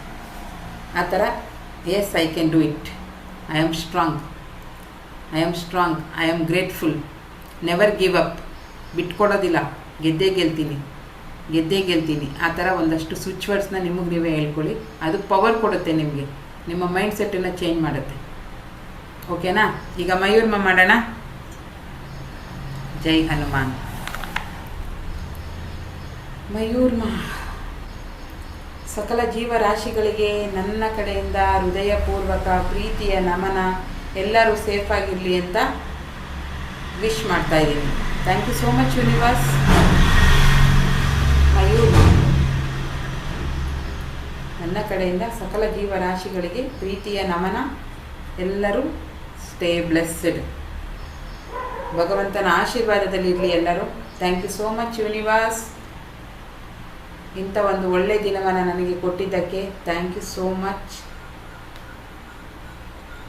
ಓಕೆ, ತಥಾಸ್ತು ಹಾಕಿ ಬ್ಲೆಸ್ ಮಾಡಿ, ತಥಾಸ್ತು. ಬ್ಲೆಸ್ ಮಾಡಿ. ತಥಾಸ್ತು. Thank you. ಎಲ್ಲರಿಗೂ ಶುಭೋದಯ. ಎಲ್ಲರಿಗೂ ಶುಭೋದಯ. ಎಲ್ಲರಿಗೂ ತಥಾಸ್ತು. ಎಲ್ಲರೂ ಒಂಚೂರು ಮಾತಾಡ್ರಿ, ನಿಮ್ಮ ವಾಯ್ಸ್ ಹೇಗಿದೆ ಕೇಳೋಣ. ಎಲ್ಲ ಕಡೆಯಿಂದ ಎಲ್ಲರಿಗೂ ತಥಾಸ್ತು. ಸುನಂದ ಮೇಡಮ್ ವಾಯ್ಸ್ ಒಂದೇ ಕೇಳಿಸೋದು ಯಾವಾಗ್ಲೂ. I am strong. Yes, you are absolutely strong ma'am. ತಥಾಸ್ತು ಮೇಡಮ್. ನಿಮ್ಮ ಎನರ್ಜಿನೇ ನನಗೆ ಖುಷಿ ಆಗುತ್ತೆ. ಯಾರಿದು ತಥಾಸ್ತು? Shashikumar sir, thank you. ತಥಾಸ್ತು, ಎಲ್ರಿಗೂ ಒಳ್ಳೇದಾಗ್ಲಿ. ಹಾ, ಮಾತಾಡ್ಬೇಕು. ಅದೊಂದು ಹಾಡಿದೆಯಲ್ಲ, ಮಾತಾಡ್ರೋ ಮಾತಾಡ್ರಿ ಅಂತ. ಹಂಗಂತ ಏನೇನೋ ಮಾತಾಡ್ಬೇಡಿ, ಅವಶ್ಯಕತೆ ಇರೋದನ್ನ ಮಾತಾಡಿ. ಶಶಿಕುಮಾರ್ ಸರ್ ಫುಲ್ ಖುಷಿ ಆಗುತ್ತೆ, ನಗ್ತಾ ಇದ್ದೀರಾ. ಹಾ ಮೇಡಮ್, ಚೆನ್ನಾಗಿತ್ತು ಇವತ್ತಿನ ದಿನ. ಇವತ್ತಿನ ಸೆಷನ್ ತುಂಬಾ ಚೆನ್ನಾಗಿತ್ತು, ಅದ್ಭುತವಾಗಿತ್ತು. Thank you. ಯಾರಿಗೆ ಎಲ್ಲೆಲ್ಲಿ ತಾಗ್ತೋ ಗೊತ್ತಿಲ್ಲ, ಬಟ್ ನಡೀತಾ ಇರ್ತಕ್ಕಂಥ ವಿಷಯ ಅಷ್ಟೇ ಹೇಳಿದ್ದು. ಯಾರಿಗಾರು ಬೇಜಾರಾಗಿದ್ರೆ, ಹರ್ಟ್ ಆಗಿದ್ರೆ ಐ ಆಮ್ ವೆರಿ ಸಾರಿ. ಹಂಗೆ ಅದನ್ನು ತಿದ್ಕೊಳ್ಳುವಂಥ ಪ್ರಯತ್ನ ಮಾಡಿ ಅಷ್ಟೇ. ಖಂಡಿತ ಮೇಡಮ್. S, thank you. ಎಲ್ಲರೂ ಭಗವಂತ ಚೆನ್ನಾಗಿಟ್ಟಿರಲಿ. ಕಷ್ಟ ಸುಖ ಏನೇ ಬಂದ್ರೂ ಸಮಾನ ಮನಸ್ಥಿತಿಯಲ್ಲಿ ಅದನ್ನು ಎದುರಿಸುವಂಥ ಶಕ್ತಿ ಎಲ್ರಿಗೂ ಕೊಡಲಿ. ಕೊಟ್ಟಿದ್ದಾನೆ ಕೂಡ, ಅದಕ್ಕೆ ನೀವು ನಮ್ಮ ಜೊತೆ ಇದ್ದೀರಾ. ಇಲ್ಲ ಅಂದರೆ ಬರೋಕ್ಕಾಗಲ್ಲ. 300 ಜನದಲ್ಲಿ ಬರೀ 3 ಜನ ಬರ್ತಾರೆ ಅಂದರೆ ಯು ಆರ್ ವೆರಿ ಸ್ಪೆಷಲ್. ನೀವೆಲ್ಲ ತುಂಬ ಸ್ಪೆಷಲ್ಲು, ಅದಕ್ಕೆ ಕನೆಕ್ಟ್ ಆಗಿದ್ದೀರಾ. Thank you so much. ಮುಂದಿನ ನಿಮ್ಮ ದಿನಗಳು ತುಂಬ ಸುಂದರವಾಗಿರುತ್ತೆ. ಬದುಕೋನ ನೋಡೋ ರೀತಿನೇ ಚೇಂಜ್ ಆಗುತ್ತೆ. ನೀವು ನೋಡ್ತಾ ಇರಿ, ಇನ್ನು 6 ತಿಂಗಳಲ್ಲಿ ನೀವು ತುಂಬ ಸುಂದರವಾದ ಬದುಕನ್ನು ಬದುಕ್ತೀರ. ಯಾಕಂದರೆ ಅಷ್ಟು ಒಳ್ಳೊಳ್ಳೆ ವಿಷಯಗಳು ನಮಗೆ ಗೊತ್ತಾಗ್ತಾ ಇದೆ ಪ್ರತಿದಿನ. 6 ತಿಂಗಳಲ್ಲಿ ಎಷ್ಟೊಂದು ತಪ್ಪುಗಳು ತಿದ್ದುಕೊಂಡು ನಾವು ಒಂದು ಸುಂದರ ಶಿಲ್ಪಿಯಾಗಿ ರೆಡಿ ಆಗ್ತೀವಿ. ತಾವರೆ ಹೂವು ಅಂತಾರಲ್ಲ, ಕೆಸರಲ್ಲಿದ್ರೂ ಅರಳ್ತಾ ನಗ್ತಾ ಇರುತ್ತೆ ಮೇಲ್ಗಡೆ. ಆ ಥರ ನೀವು ಆಗ್ತೀರ. ಏನೇ ಇರಲಿ ನಿಮ್ಮ ಸುತ್ತಮುತ್ತ, ಎಷ್ಟೇ ನೋವಿರಲಿ, ಎಷ್ಟೇ ಕಷ್ಟ ಇರಲಿ, ಎಷ್ಟೇ ಕೆಟ್ಟ ಜನ ಇರಲಿ, ಅದನ್ನು ಯಾವುದನ್ನು ಅಂಟಿಸ್ಕೊಳ್ಳದೆ ನಿಮ್ಮ ಬದುಕನ್ನು ನೀವು ಸುಂದರವಾಗಿ ಬದುಕೋದನ್ನು ಕಲಿತೀರ. ಇದಂತೂ 100ಕ್ಕೆ 1000 ಪಟ್ಟು ನಾನು ಗ್ಯಾರಂಟಿ ಕೊಡ್ತೀನಿ. ಯಾಕಂದರೆ ಒಂದು ಟೈಮಲ್ಲಿ ನಾನು ಹಿಂಗಿದ್ದೆ, ಇವಾಗ ಇಷ್ಟು ಚೇಂಜ್ ಆಗಿದ್ದೀನಿ ಅಂದರೆ ನಿಮ್ಮಿಂದ ಕೂಡ ಸಾಧ್ಯ ಇದೆ. ಕಲಿಯೋಕ್ಕೆ ಯಾರು ರೆಡಿ ಆಗಬೇಕು? ನಾವು. Yes, thank you so much. ಎಲ್ರಿಗೂ ಒಳ್ಳೆಯದಾಗಲಿ. ನಿಮ್ಮ ಇವತ್ತಿನ ದಿನ ಶುಭಕರವಾಗಿದೆ. ನಿಮ್ಮ ಎಲ್ಲ ಕೆಲಸಗಳು ನೀವು ಅಂದುಕೊಂಡಾಗೆ ಆಗಿದೆ. ಹ್ಯಾಪಿ. ಎಲ್ಲರೂ ಹ್ಯಾಪಿಯಾಗಿರಿ, ಖುಷಿಯಾಗಿರಿ, ನಗ್ನಗ್ತಾ ಇರಿ. Thank you so much. Bye, take care. Thank you so much. Thank you sir, thank you. ಸೆಷನನ್ನು ಎಂಡ್ ಮಾಡ್ತೀನಿ.